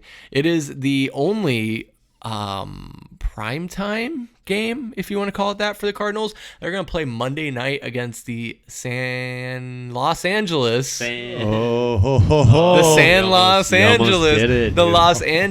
Chargers, and their new head coach, Jim Harbaugh. They still got Justin Herbert, no Austin Eckler. No Mike Williams. I think their roster. No, they got rid of Keenan Allen. Keenan Allen, that's who it was. Did they get rid of Mike Williams? I'm pretty sure they did. I think they did. Yeah, they have nobody. Regardless, yeah. So they're they have some really good pass rushers, though. Yeah, no. So their defense is still. They got the Bosa, one of the Bosas, right? Yeah, they have Joey Bosa. And then there's a guy that was on the Bears. Oh. Was he on the Bears? What happened to me going first, man? Holy I know. shit. No, you are going. No, dude, we're just. Was it? We're riffing right now, Mike. Don't worry about it. Was it Khalil Mack? Khalil Mack. Yeah, he was yeah. So he's Khalil. Like Lil Wayne. Little Khalil Mack. Khalil. Fuck, I fucking. No, right, you're go good. ahead, Mike. No, so Mike, yeah, Chargers Monday night, but that's why I say it's like, is it primetime because it's only going to be on ESPN Plus? We have to take it because we didn't have any primetime games last year. So we have to take it. It's Monday night, yes, but there's also another Monday night game, and it's on ESPN Plus. It's still no respect. But besides that, you guys already said everything. Jim Harbaugh, he could translate to their defense getting back on track, but they don't have anybody on offense anymore. Keenan Allen's gone, Austin Eckler, Mike Williams. Mike Williams is with the New York Jets. But all the Cardinals have to do in this one is limit the big plays and control the pace of the game, and they should win this one. So it'll be awesome to see, first time in 2 years in a primetime environment. We'll call it that. How about that? Yeah. Primetime environment. There you go. I'm going with the Cardinals win on this one. I'm with Mike. I'm going to give him a W. A W. I mean, I'm not going to call him a rookie head coach, but he's coming in and they shipped everybody out. This is not the same Chargers team. Justin Herbert, I don't know if I believe in him. If I was in LA, if I was in LA and I was a Chargers fan, I would not be super hot on my team right now. I'm going to give them, the Cardinals, a win at home on prime time. That's big. That's good. I like it. No, guys, honestly, I think we're going to just continue to march in lockstep here through the middle part of the... We probably will, because I think it's going to happen on the next roster. The next two. Yeah. We will talk about that. But no, here in week 6 against the Chargers, or I'm sorry, week 7 against the Chargers in this Monday night game. I also think it's a W. I think for all the reasons you guys said, this team is. We've talked about these teams that are starting to be further along in their rebuild and progressing towards playoff contenders, especially when you talk about Detroit. San Fran was never really in a rebuild the past 3-4 years. But the Chargers, man, they're kind of on a decline. We don't really know what Justin Herbert is. We don't know what their offense is really going to look like. Yeah, they have some good pieces on defense, but I think we can outgun them. I think our offense, the Arizona Cardinals offense, is better than the Chargers offense. And I think for me, having them be 1-5 after 6, going to be extra motivated to get some more wins on the board and show what they're capable of. Presuming Kyler Murray and the like are mostly healthy, I have a win here for the Cardinals. They're going to be 2-5 after 7 weeks. And that takes us on to week 8, and we're going to be on the road. We're going to be at the Miami Dolphins on October 21st. That is a Sunday game. Who, Mike? Tyreek Hill, Tua Tagovailoa, the whole slew of running backs they have there. I think I know where you're going with this. Too many weapons, fellas. Way too many weapons. You add Odell in there. Yes, we know he's on kind of the latter half of his career, but Jalen Waddle just continues to make strides. Tyreek Hill is still probably the number 1 receiver in the NFL. Raheem Mostert setting single-season touchdown records for the franchise. And Tua taking big steps last year, right? Now, when it comes down to the playoffs for the Miami Dolphins, I still don't know if I can trust them, but putting up points in the regular season with the way that they get super gadgety, our defensive secondary is going to have a tough day. And you never know, man. I know it's October, but it could be rainy in Miami, and that's another wrinkle that you have to throw in.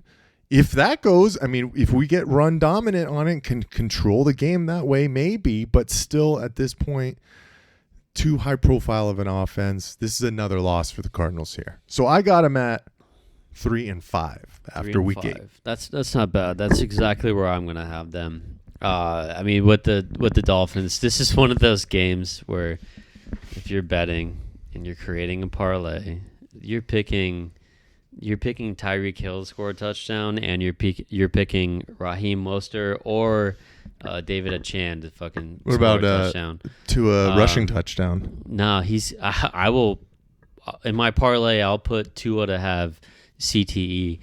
Wow, Hawk Tua. You don't think he's going to do that good? That was me.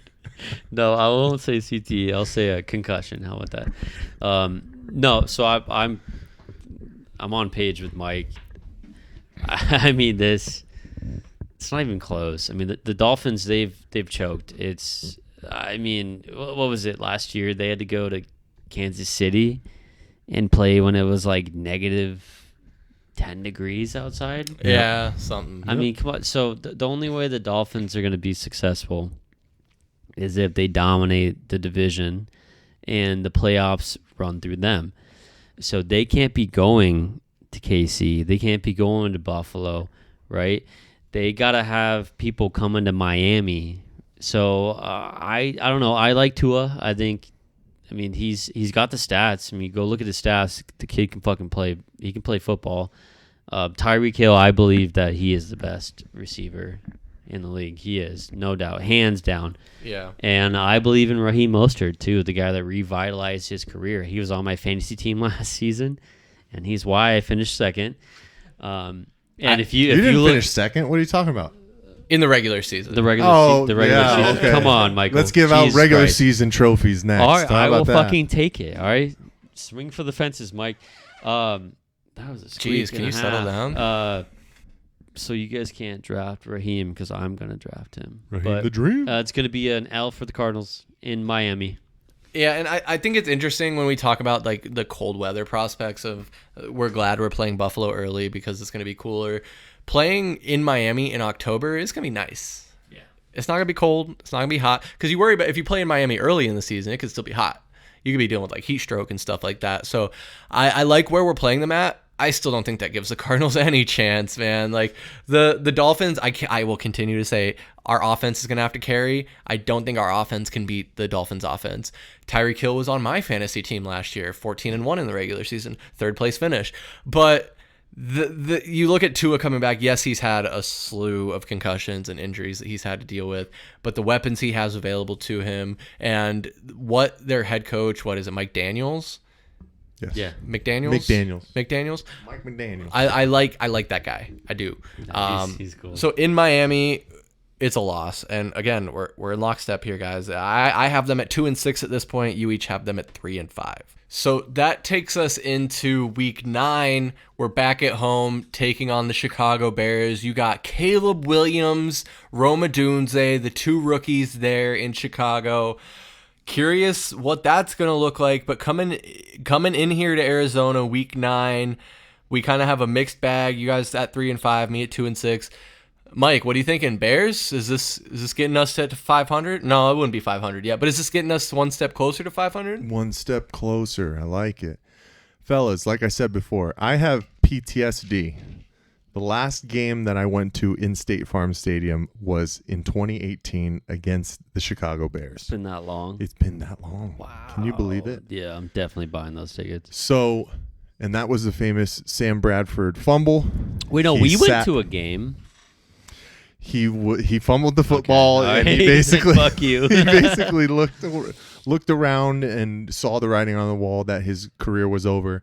Josh Rosen came in, stunk up the place, finished the rest of the season, and the rest is history. I'm scared shitless of this game, fellas. Yep. I am scared shitless. This is one that I would love to pencil in as a win, right? But as we know, Caleb Williams has already looked absolutely stellar at the helm. For them to sneak out Rome Odunze as well. And if you really think about this Bears team last year, yeah, they weren't the best.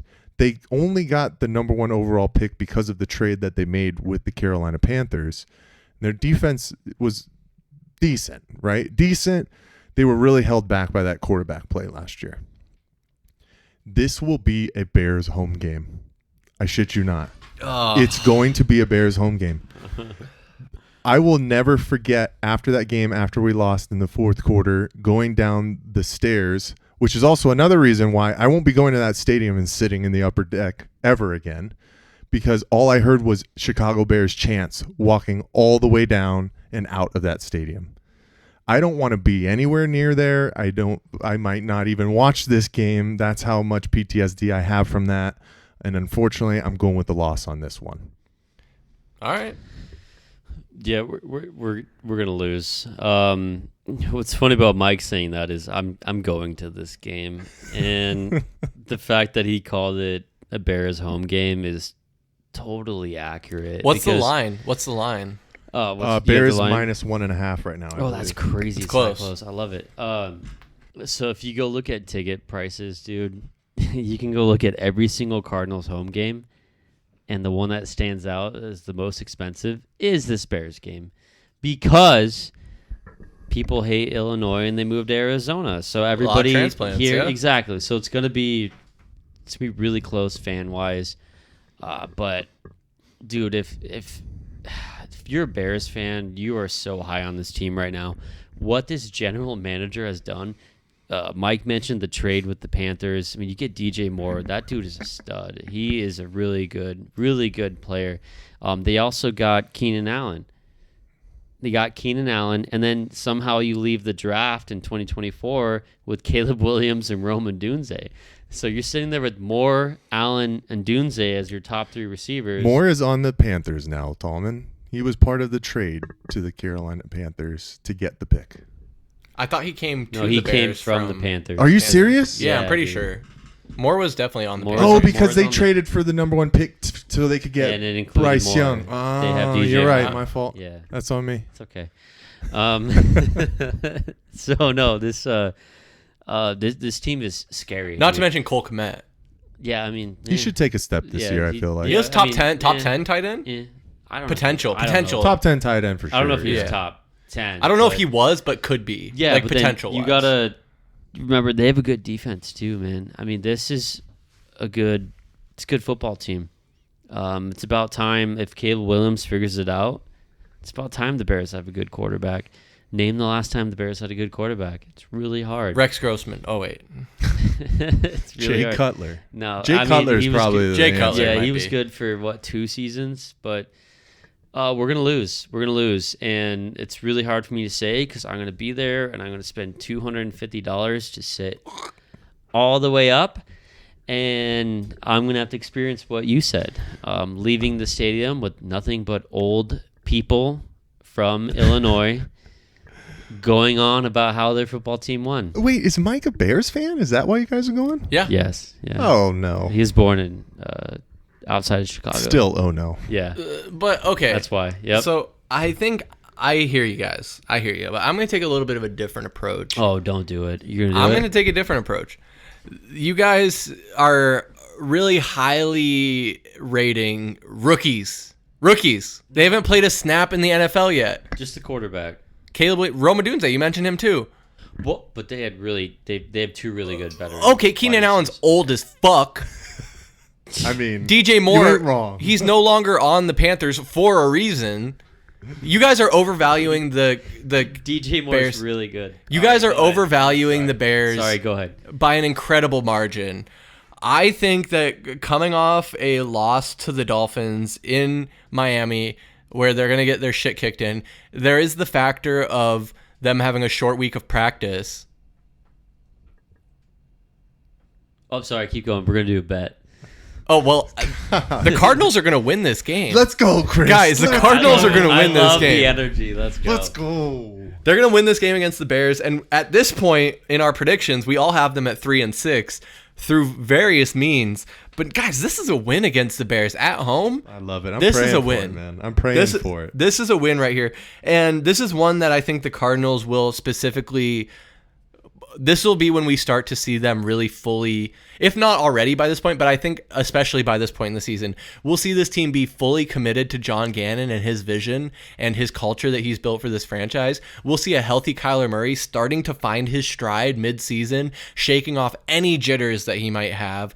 We'll see Marvin Harrison Jr. making a case for him being the rookie of the year. We're going to see so much positive things from this Cardinals team, despite all the losses I have them slated to take, that when you put them against a rookie quarterback, rookie wide receiver, a team and an organization that's also growing at a similar pace as the Cardinals, I think this is a win. I'm writing this in as a win.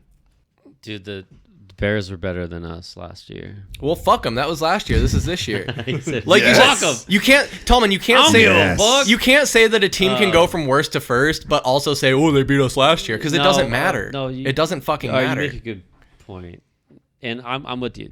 So our bet is going to be, I bet they lose. Okay, I bet they win. All right, what do you That's want a to simple do? one. We'll bet $20. How about we bet a round of golf? Round of golf? Yeah. That's a lot more money. That's why he's doing it. Well, yeah, right. Because what is? Yeah, no. November is gonna be expensive. All right, how about we're gonna play golf? Okay.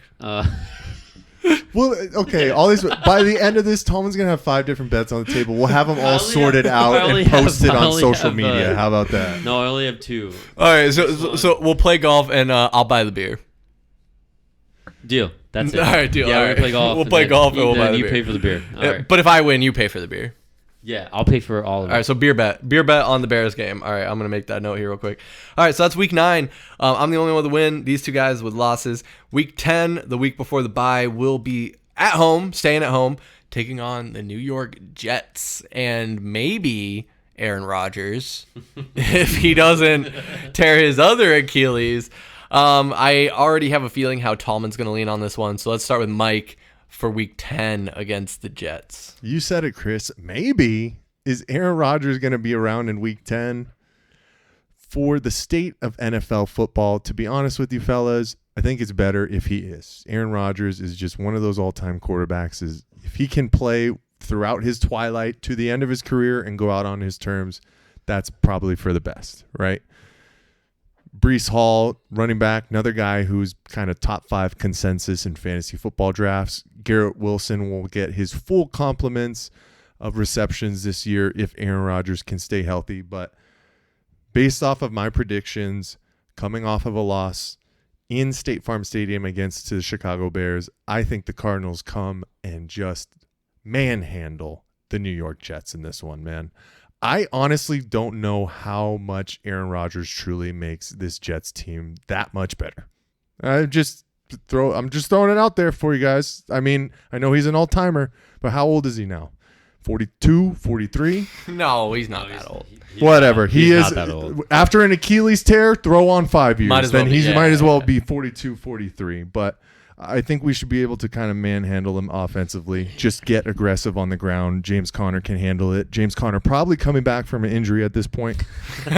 So very likely. Don't say that. And when I say manhandle, I think they'll be able to control the game. It might be 7 to 10 point win. It won't be like a 30-point blowout, but I'm going with the Cardinals win against Aaron Rodgers and the New York Jets here. There you go. Dude, this one is so hard to gauge because, I mean, what week are we in? We're week 10. Jets are -3 currently. There you go. Now. So we're in. It's a lot. So it's in November 10th. Yeah. So I mean, the Jets season could go. It's either going to go left or it's going to go right. It's not going to go straight. So what that means, because that made no fucking sense, is they're either going to be really good or they're going to be really bad. And I'm kind of scared of this team. I know I was super into Rodgers. I mean, they should line up RFK at running back. No, they shouldn't. That's dumb. It's hard to say because they have an elite defense, right? They have really good defense. They added what running back did they add? That's a great question. Joe Mixon. They added Joe Mixon. Oh, there you go. So they have Joe. He's the worst. Ask anybody. Joe Biden. Mixon. Dude, it's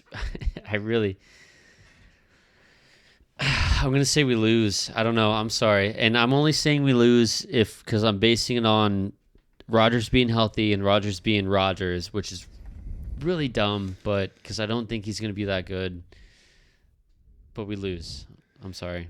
We lose. Chris, he's basing it off his wild Super Bowl predictions from last year. He's trying to get back in good graces. That is not with not the what football it is. gods That is somehow. not what That's it is. why he's No, going with it. That checks out. I mean, Tallman, you did have Aaron Rodgers in the Super Bowl with the Jets last season. Because they have a great roster. Didn't you have them winning the Super Bowl with Aaron Rodgers last season?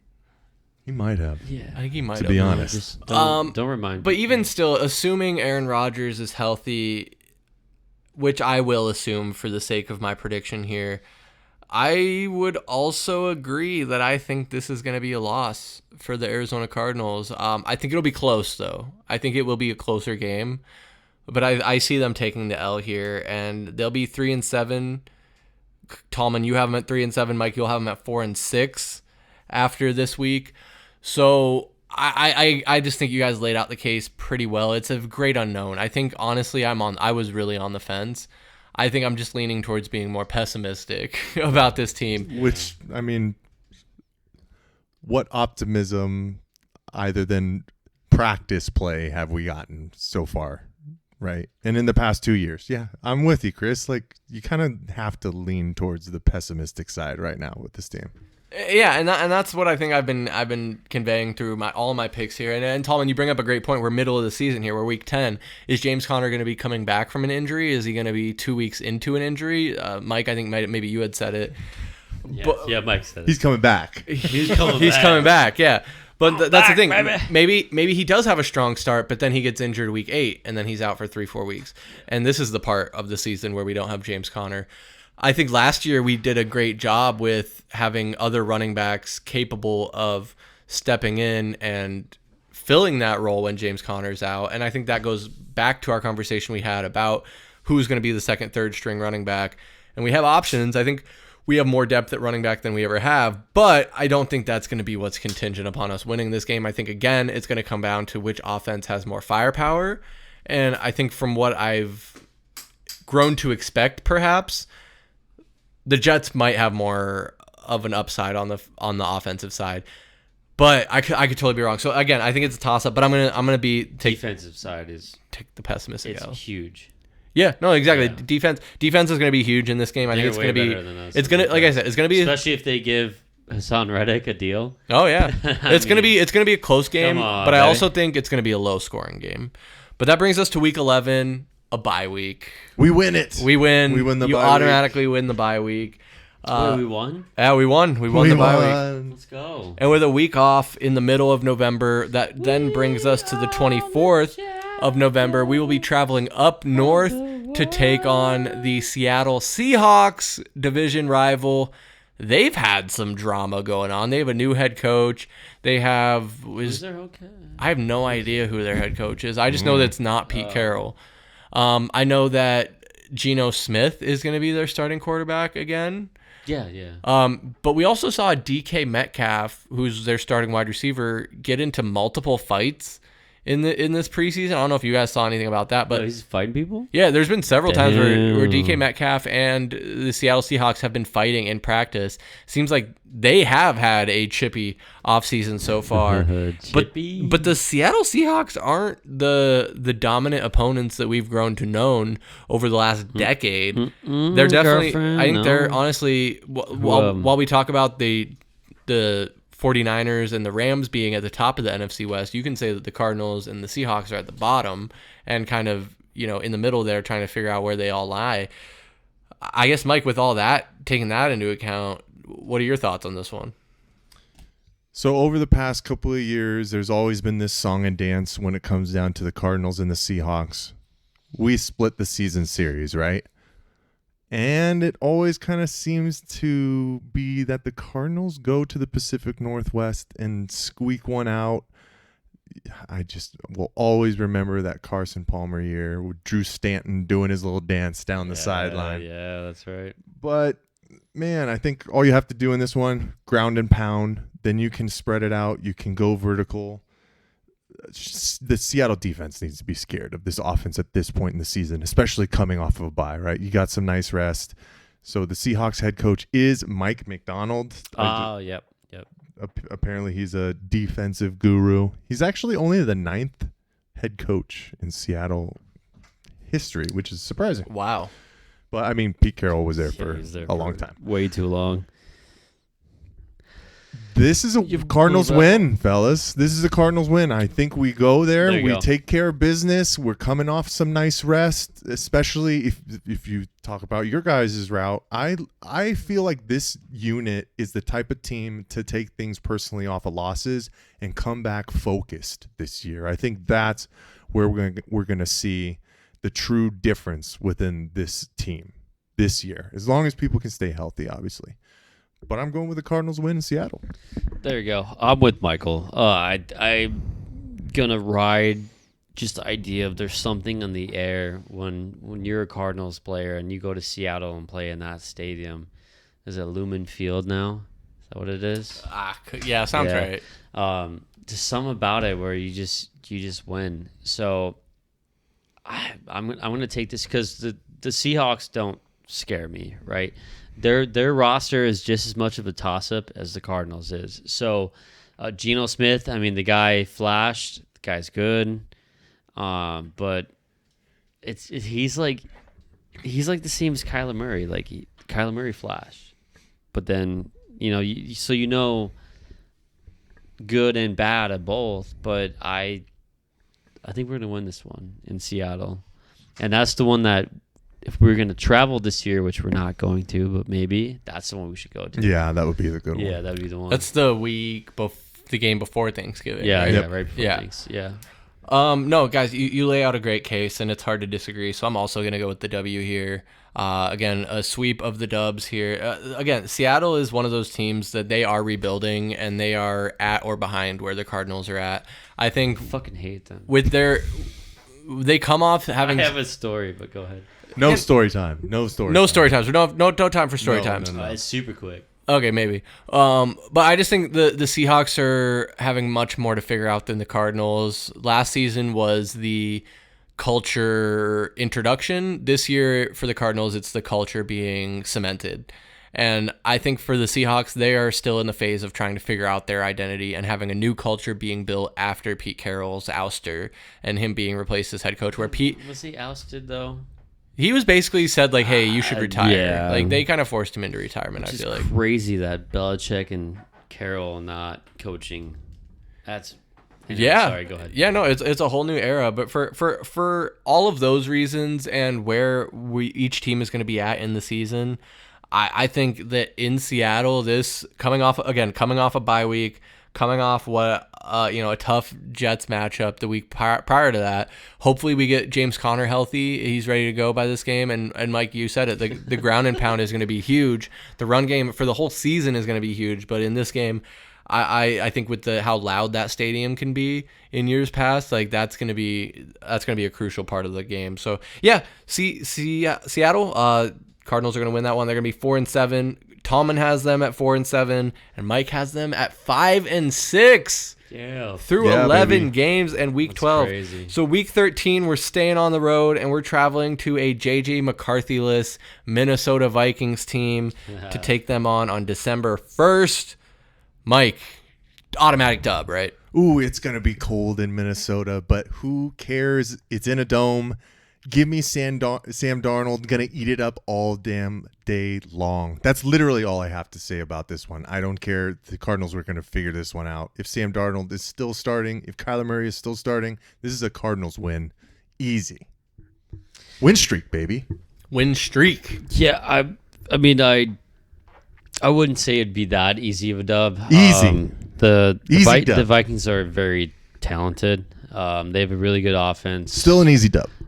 All they're missing is a quarterback. But an easy dub. But it is an easy dub. Okay, relax, sweetheart. It's gonna be okay. So it's hard to say on the road. I mean, you're going to. They have a good defense. They do. They're not. I mean, they've been known for the last couple seasons for their defense. I mean, then you got whoever's going to fill in. I don't think Darnold's not going to be playing quarterback when it comes to December 1st. That's for sure. It's going to be Nick Mullins. I would even better. Yeah, but no, even easier. That'd be worse. That means he's doing better. I would be willing to make a bet with you guys that Nick Mullins. Another one. Yeah, I told you it was going to be at least 5 by the end of it. All right, Nick Mullins starts that game against the Cardinals. I bet you right fucking now. But I'm going to go with you guys with the W. As long as the Vikings don't beat us at the last minute with a field goal, which it feels like that's how they can only beat us. They couldn't do it last time. Game well, with the field goal. So I'm gonna give us a W. I like it. Yeah, no, Mike made the perfect case for it. I think this is an easy W. The quarterback is what the entire offense runs through, and you can have Justin Jefferson, and these other weapons. Who they got one of the wide receivers from Detroit, right? Who's the wide receiver? Hawkinson, TJ Hawkinson. The tight end. Tight end. That's what I'm saying. Yeah, tight end. He's pretty decent. But I just think, man, with Jordan Addison, even with JJ McCarthy, a rookie quarterback, I don't even think their chances were that great then. I'd still probably write it in as a W. But having the prospect of it being Sam Darnold or Nate Mullins, Nick Mullins. I mean, they're a really good football team, though. That's gonna be a really hard game. Well, too bad you already said dub. Mike said dub. I did. W. Too bad. I'm too bad. But that's a really good football team, so that'll be a fun game to watch. I'm going dub. Dub. So you are okay. Tallman, you and I right now have them at 5-7 with a dub against Minnesota in Week 13. Mike, even 500. No. Mike has them at an even 500 through 13. Fucking crazy. And now we enter the home stretch. We got 2 games at home coming up. The first one in Week 14 will be again against Seattle, this time at State Farm Stadium, and that'll be on December 8th. So getting a little cooler, but we're at home. We're taking on the same Seattle team that we all wrote in as a W. Do we sweep the Seahawks this year, Mike? Whatever he says, I second. Oh, really? Okay. Oh, wow. Chris, because I know what you're going to say. We don't beat the Seattle Seahawks in this game. Yep. We always find a way to lose to the Seattle Seahawks at home in State Farm Stadium. Like I was saying before, this is just the unpredictability between both these matchups. They find a way to split the series every single year, it seems like, except for last year because we didn't win a division game. But things are changed. Times are turning. But I don't think we win this game. Somehow we just Geno Smith makes some weird plays, and all of a sudden Jackson Smith Njigba has like a big game, or like say his name again. Jackson Smith Njigba. Njigba. Noah Font all of a sudden is like not just really broken. Yeah. You know, like just some weird things will happen. And hopefully Matt Prater doesn't purposely miss a kick this time, but I don't know. Like we're just going to find a way to lose this one, unfortunately. So I got an L in this one. I'm with Mike. It's like I said, something in the air. When this team comes here, they win or they tie. I was there for one of the ties. It was great. So yeah, Cardinals lose. In this one for me. Whatever he said, I fucking second. Yeah, I mean, we already talked about the matchup. We know what we're looking at here. Home or away, I agree, guys. Like, whether they lose in week 12 or they lose in week 14, we're going to split this. No matter what, we're going to split with the Seahawks this year. So you can flip my predictions if you want, but I'm going to go for this one. In this specific instance, while we're going through it, it's an L. So we're all in agreement once again. It's an L. Next one. So we get down to the last four go. games here. Week 15, still at home versus the New England Patriots. Nice. Let's shit on some motherfuckers On right now. December that was so 15th. rude. I shouldn't have said that. You shouldn't have said that. So new head coach Gerard Mayo. Gerard Mayo. Jared Mayo. from Subway. Okay. You said okay. Who? Drake May. Drake May. Yeah, Drake May. Drake May. North Carolina's finest. Yeah, guys. I'm not gonna make my prediction first, Mike. I'll just let you share your thoughts. Fellas, to be honest with you, Drake May, he might have a high ceiling. Like, I know that he was the third quarterback drafted behind Caleb and Jaden, but this might be the worst team in football. To be honest with you, I agree. I don't think they have starting caliber players on both sides of the football. Are we favored in this one? We are favored only by -3.5. So it just shows you kind of where we're at. I would love to say that this is the game of the year where we win like 42-7. But knowing the Arizona Cardinals, it'll be like a 7-point game, 10-point game, maybe, whatever. But we win this game. We should handle this game. We should be in control the entire time of this game. Drake May's just not ready. This entire team isn't ready. This is a Cardinals win easy. Oh, I gotta second that. This is gonna be a stomping, and this is great. It's at home too. All right. I've already said it like 4 times, but like this would be an awesome game to go to, where you could see a classic Cardinals win. I'm with Michael. I mean, you got a rookie quarterback coming in. You have an extreme lack of talent, way more of a lack than the Cardinals have, and I just don't think they got it. I think the Cardinals are going to pull it out. There is not one name on the New England Patriots roster that scares me. Nope. Yeah. And so for that reason alone, you rookie quarterback, first-year head coach, a franchise in decline. Let's be honest. Heavy decline right now. Heavy decline. They lost their franchise quarterback of a decade plus. They lost their head coach of 15 years plus. They had a good run, dude. They had a great run. It's about time that they go to the bottom. It's not a good run. No, it's not a good run. It was incredible. They had their moment. No, nobody can take away what the Patriots did, but we're talking about what they're able to do now, which is next to nothing. Yes. This could be the team that doesn't win a single fucking game all season. God, I would love. Wouldn't you love it? That would be fantastic. As people who hate Boston sports, like this is what you've been hoping for a very long time. So if they were to Without go a doubt. 0-17, like they'll be throwing parades at different cities outside of Boston, man. Really hard to go 0-17. Man, could you guys imagine a stream where we go through every single week and every single game and make our predictions? Like for every team? Oh my gosh, that would take forever. That'd be fun. That would be fun. Yeah, that'd be cool. It would take forever. But it would take forever. Maybe next year Then I'd fucking bet on it. Well, okay, but I'd be like, maybe it's a lot to bite off. But I'm saying like maybe next year, maybe in like the 4 week every week we do like a different division every week. I just feel It's like only it would be 16 hard. games and you get to the. But I still feel 5. like it would be hard because at the end of the day, we like football. We love football, right? We're paying attention to football throughout the season. We're seeing the scores. We see the highlights and that kind of stuff. But we are barely scratching the surface on what's really happening with these other teams outside of Arizona. Yeah. So I feel like I would have a hard time truly talking competently about some of these teams and trying to like say, okay, yeah, Carolina might win 2 games this year, but I wouldn't know what the hell wins they would get, like where they would really match up the best based off of interior line play and all this other kind of stuff. It would be fun as hell for sure. Oh, yeah. Well, but I'd be like throwing darts at a dartboard with a blindfold on, basically. No, you're not wrong. You're not wrong. And okay, so anyone listening back right now, if you're on Spotify, you can leave comments. If you're on YouTube, you can definitely leave comments. Let us know if that's something you'd want to see. We have the best comments. Ask anybody. Do you want to see us stay in our lane, just talk about Arizona sports, break down this Cardinal schedule, or do you want more content where it has a national focus? Obviously, Mike and I do Pass the Outlet podcast where we talk about basketball super broadly. When the Suns are in season, we focus on them a great deal, but we've talked about the Olympics, we talk about the playoffs and other teams that are matching off, we talk about the Big Three, talk about slam ball. So there's a lot that we do.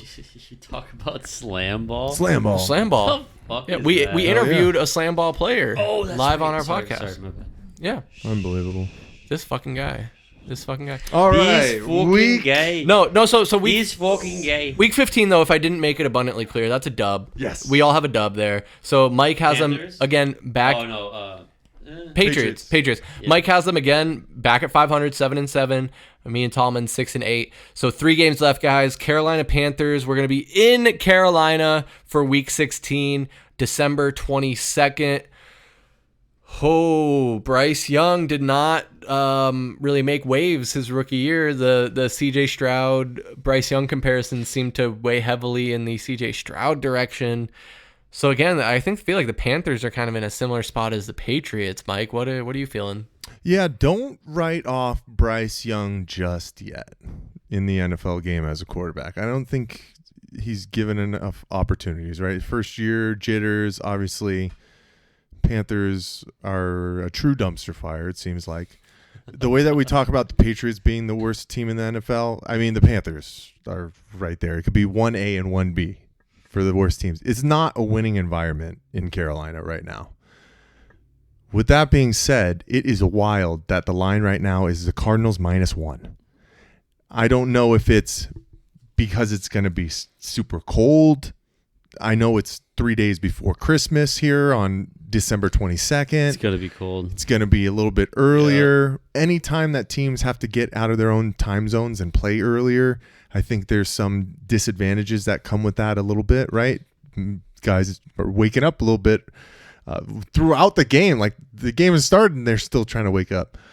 But the Cardinals win this one, fellas. I mean, we have to look at it and think of it in the snapshot of where players are at this point. And if Kyler Murray is at the helm for this team and you have your bevy of weapons, they should be able to put up plenty of points on the Carolina Panthers. So this is a W, another one. Put it on the board. Yeah, I agree, Michael. I mean, you got to think, this is at the end of the season, right? So we know what we think the Cardinals' record is going to be. What do you think the Panthers' record is going to be at this point? Terrible. Right? So when it comes to this game, it's going to be, we already talked about it, where it's going to be a must win, right? So you're going to come in to the fucking Panthers that have won 1 game, 2 games, maybe. I mean, I don't know. I don't want to discredit them. I mean, they have some talented players. But, I mean, I want them to have 2 wins because they have the worst owner in the league. The guy's a total fucking cocksucker. Hey, if Adam Thielen is like one of your primary weapons, you're in trouble. That's a problem. I agree. What is he, fucking 45? Just at this point in his career. But washed. But from a Cardinals standpoint, where like you're battling the line of mediocre and you're coming against the Panthers, where this is going to be a must-win for this team because they're not going to have a good record. And as we look at the rest of the season, we don't have a very simple finish. So I'm going to give this a W for the Cardinals. And I don't know. I don't. It might be cold. Mike nailed it. It's going to be cold, but I just think the Cardinals are going to be they're just gonna outmatch the Panthers. We're gonna win. Cardinals have to win this game. Yeah. Let's be honest. If the Cardinals want to keep the narrative going that they're on the rise, they have to win this game and show that they're not any longer going to be a bottom tier team and that they're trending upwards, especially if by the time we get here in week 16, Kyler Murray's healthy, James Conner, Marvin Harrison Jr., those guys are all healthy. Other excuses be damned. Our offense should be able to outshine the Panthers offense and win this game. I don't give a fuck about the defense very much in this game because both teams are mediocre to trash. The Cardinals need to win this. So, yeah, it's a dub for me. So, Tallman, you and I have them at 7 and 8. Mike, have them above 500 at 8 and 7. Dude, baby. you are wild. You can see the lights. 500. We can see the lights. Insane. Well, let's see if Mike has them finishing above 500 as we have two tough matchups to finish this season. Dude, it could go any way, man. It's a California affair. We will have a game away. Our last road game of the season, week 17, will be in Los Angeles, taking on the Rams on December 29th. We already talked about this previously a little bit with their week 2 matchup against the Rams. Mike had them losing game 2. Tallman had them winning against the Rams, and I also had them losing. So curious what you guys think about this second matchup with the Rams in week 17. Curiosity killed the cat. So, fellas, this matchup against the Los Angeles Rams, when I looked at this game to finish off the season, throughout this schedule, when I was breaking things down, I was trying to really go at a level-headed approach and be honest with myself. When I come down to this matchup, might not have been. I need a damn win against the Los Angeles Rams this year. I'm going with a W in Los Angeles. Now, the true realization about this, probably going to be easier to get a win at home. So if you wanted to flip-flop it, that's fine. But I could also see at this point in the season, this Arizona Cardinals offense could really be in a good rhythm, right? If the way things are breaking down here with my schedule, you could be in the hunt for a wild card spot here. We could have things shored up coming off of the edge rushing, right? We could have maybe brought some other people in. Our young cornerbacks are getting a little bit more familiar within the system. Mac Wilson and Kaiser White are just absolutely wrecking havoc in the middle of that field. I just need a win. That's why I'm going with this win right here against the Los Angeles Rams. All right, so Mike is inspiring me right now. That would be 3 in a row. I feel like we're going streaking again. That's streaking the second again. one. Let's go. That's what I was gonna say. Like, I feel like I'm gonna have to strip my clothes off and just announce. Will Ferrell it. Yeah, just Mike, you would have announce them. You would have them 6-1 in their last 6 games up to this point. Let's go. Or 7 games. That's fucking wild. You've inspired this motherfucker. So with that being said, oh man, I don't know. Fuck me. All right, so if you remember, I picked I picked the Cardinals to beat the Rams at home. You did. You were the only one. Yeah. Yeah, I was the only one.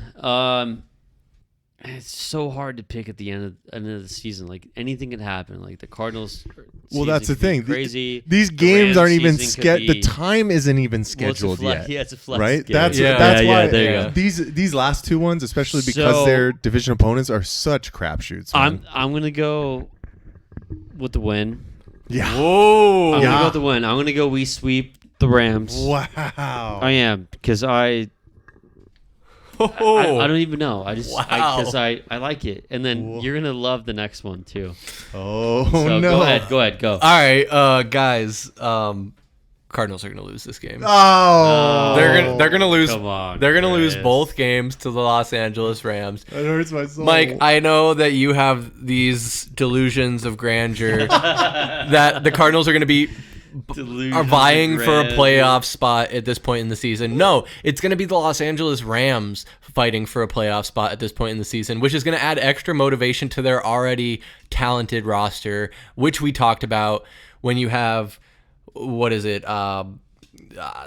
Stafford, Puka Nacua, Cooper Kupp, Kyron Williams. Like, they have pieces. They have a head coach that knows what he's doing, has built a culture there. And by this point, late in the season, they are going to know what they're working with, and they're going to know how to work with what they have.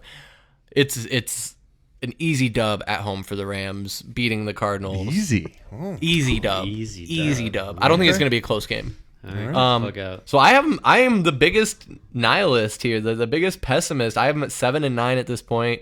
Tallman's at 500, 8-8. 8-8, and Mike with a very optimistic 9-7. So guys, one more game left in the season. That brings us to week 18. Back at home, final game at home, and final game of the season against the San Francisco 49ers. We will have seen them in week 5, which we all penciled in a nice, neat loss there for them. So I have a feeling I know how this was going to go for week 18. But Mike, it's week 18, Chris. Mike, it's okay. Good point, Mike. What's your case?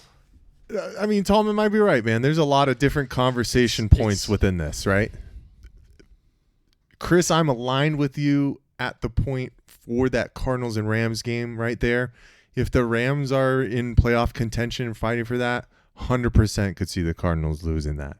So then maybe I switch my week 2 there you go. win, and then that's where the win is against the Los Angeles Rams.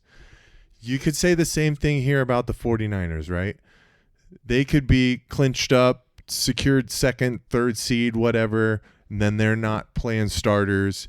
And I don't know, based off of what I'm saying, I might still have them at 9 wins. They could go for double digits. Where I'm thinking might happen here is I think the Niners has had some really good, successful seasons within the past couple of years, but I'm not sure if they win 12, 13 games again.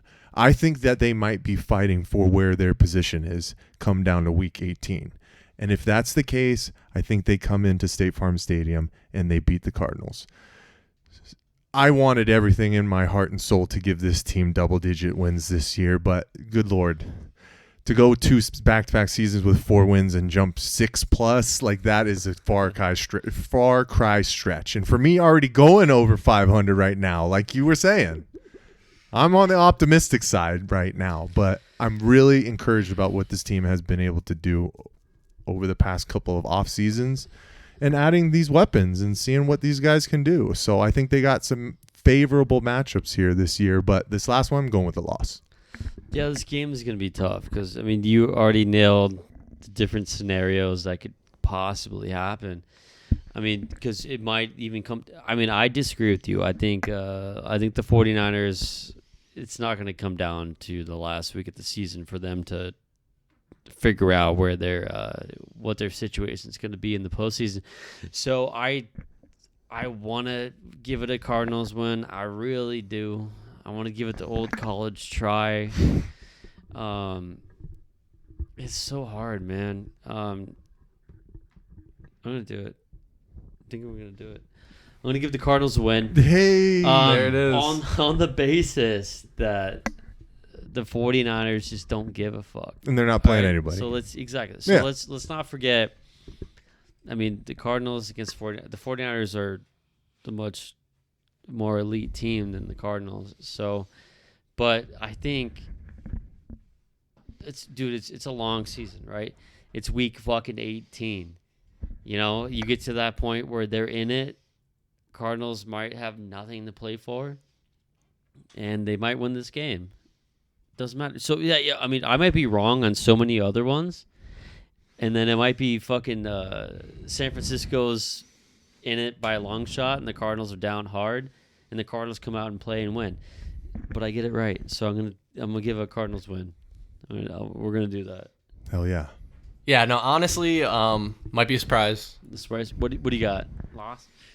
I'm thinking that the 49ers secure their spot as the leader and the winner of the NFC West. And by week 18, they don't give a fuck. We're not going to see McCaffrey or Purdy or anybody else. Kittle is going to be on the bench. These guys aren't going to be playing because it's going to be week 18. They're going to have their playoff spot secured. And this will be a prime opportunity for the Cardinals to, whether or not they're trying to compete for a wild card in the very last week, or whether they just want to get some moral victories, some brownie points on the board. Cardinals are going to come out and play in this one. It's a Cardinals dub. Yeah, let's go. It's a Cardinals dub. I like so it. that finishes our predictions. No, you and Mike tied 9-8. 9-8. I have them at 8-9. Okay. Wow. So very close. Very close. Can I change my?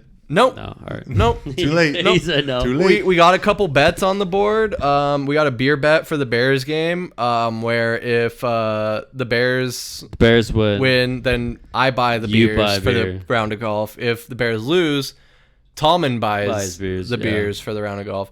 Also, It's a bad bet for you, Tallman son. has a bet that Nate Mullins will be starting the Minnesota Nick. Vikings. Yes. Nick Dude, Mullins, get his excuse fucking me. name right, dude. N Mullins. enough. N Mullins. Mullins. Just say Mullins. Mullins. Well, who would I bet with that? That was just a bet. No that one was a bet. accepted. That was All a bet to the that's- air. that's a No. Terms are being discussed right now. No. I have a bet with you, with Guys, Michael. in the comments, Wilson. let us know what you would bet Tallman if you think that Dude, you can bet me whatever you want. Nate Mullins, whatever the fuck his name is. I is gonna be normally started. lose, but I'll win against you. Because fuck you. Wow. That's why. Incredible. So, guys, No, I'm serious. we're gonna I'll break, win against We're you. gonna break down You can't the beat me. Cardinals' performance each week in an Incredible. Arizona Cardinals recap. That'll be out Monday or Tuesday each week as we kind of move through the season. Wow, Tallman, incredible. Mike, I'm just incredible. kidding. We went through the whole season. Incredible. We did a Just full kidding. Cardinals podcast. This is our first Cardinals podcast since I think maybe just January of last too year long. Yeah. or of earlier this year. It's been a while, so excited to be able to talk football. Of course, the Diamondbacks are doing well. They have some injuries. They have lost 2 straight to the Tampa Bay Rays as we record this. Gonna be doing bi-weekly recaps of them. We'll just have a new fine. one coming out this week, as I mentioned. A lot of good stuff happening here at Valley Sports Plug. Valley of the Suplex, our pro wrestling podcast, will be every 2 weeks, coming out this Thursday as well. So make sure you like and subscribe so you can keep up with us. But guys, we've gone long. It's been a long one for the Heat Check podcast here in the month of August. Mike, I'll let you have the floor first for any last thoughts you have. It was a long one, but it was a fun one. It was the one that we were waiting for a very long time. Our predictions are officially out. I am so excited to see this full complement of weaponry out for the Arizona Cardinals. I know we have to wait a little bit longer before our very first week 1 matchup against the Buffalo Bills. But damn, it's good to be back. Appreciate you guys. I appreciate you, Mike. You're so nice. It's my turn. So, I'm yeah, just- go for it, I'm just Tom. gonna It seems go. like you All got right, it. so you mentioned the preview. You guys ready to preview 2025? Oh my gosh. Oh, my. We don't even know the That's a schedule joke. yet. That's, yeah, no shit. Of course, Tallman would want to do it back that's to that's back. a joke. That's a joke. All right. So anyway, yeah. If you want to bet me. What do you got? You guys got something? We do have the return of the Tallman ticket in 2024. We right? do. my gosh. So I was thinking about that, because dude, it's not like that easy. Kind of takes a lot, you know. What's What do not you that mean? easy? What do you mean it's not that easy? Seems pretty It's easy. hard, dude. To pick the games? No, to like do the whole like production. The production? and- The dude, production. like I The gotta. Oh, Mike, no. the I production. gotta Production get is hard. makeup. I gotta get Oh, makeup and Props. And, yeah. So I'm thinking like, who was? I think it was Nico that said it. I want to like take a couple weeks off. What are you talking about? So- You've been taking a couple weeks. You've been taking took weeks all of off last since season since off. week No. 6. No, I'm saying like I'll do week 1, right? I'll do week 1. I'll do week 2, and then I'll be like Nico takes week 3, like he does. So somebody wanted Oh. to challenge me, Okay, if you guys want to challenge, Yeah, we'll yeah, figure switch it out. up, So- yeah. That's fine. or like maybe we'd do it the same week too. Like anyway, so yeah, I'm going to Hawaii, so I'm gonna have to take that week off. That's the That's perfect time What to are do you it. saying? Unbelievable. Oh my- All right, Chris, fine. take us All home, right, baby. All right, no, take no, us no. home. Okay, I'm gonna do it in Hawaii then. All right. Anyway, I don't, guys, this is hard, man. They're really mean to me. Mike, unplug his mic. I'm gonna. Yeah, unplug it. No, I'm gonna get it. I'm get gonna the fuck away. I'm gonna get us out of here. But Tallman, Go. Appreciate you, dog. You can catch us, obviously, on our YouTube channel, Valley Sports Plug. Just type us in. You'll find us. That's where we have all of our content, literally every single thing we do, whether it's our recaps, our in-person podcast here, the Heat Check podcast, our live streams. We typically live stream once a week, either on Wednesday or Thursday. So you got to make sure you hit that notification bell on YouTube so that you can get those push notifications straight to your phone and let you know when we're going live. It'll also let you know 30 minutes beforehand when we're about to go live. And that's why you also follow us at AZ_VSP on Instagram, TikTok, and X, because we'll also be posting there when the live shows are about to go up. You usually get those out in the early afternoon prior. But guys, again, really appreciate y'all being here. Michael Benjamin, VSP Tallman. I'm Chris Patrick, and we'll see you next time. Peace.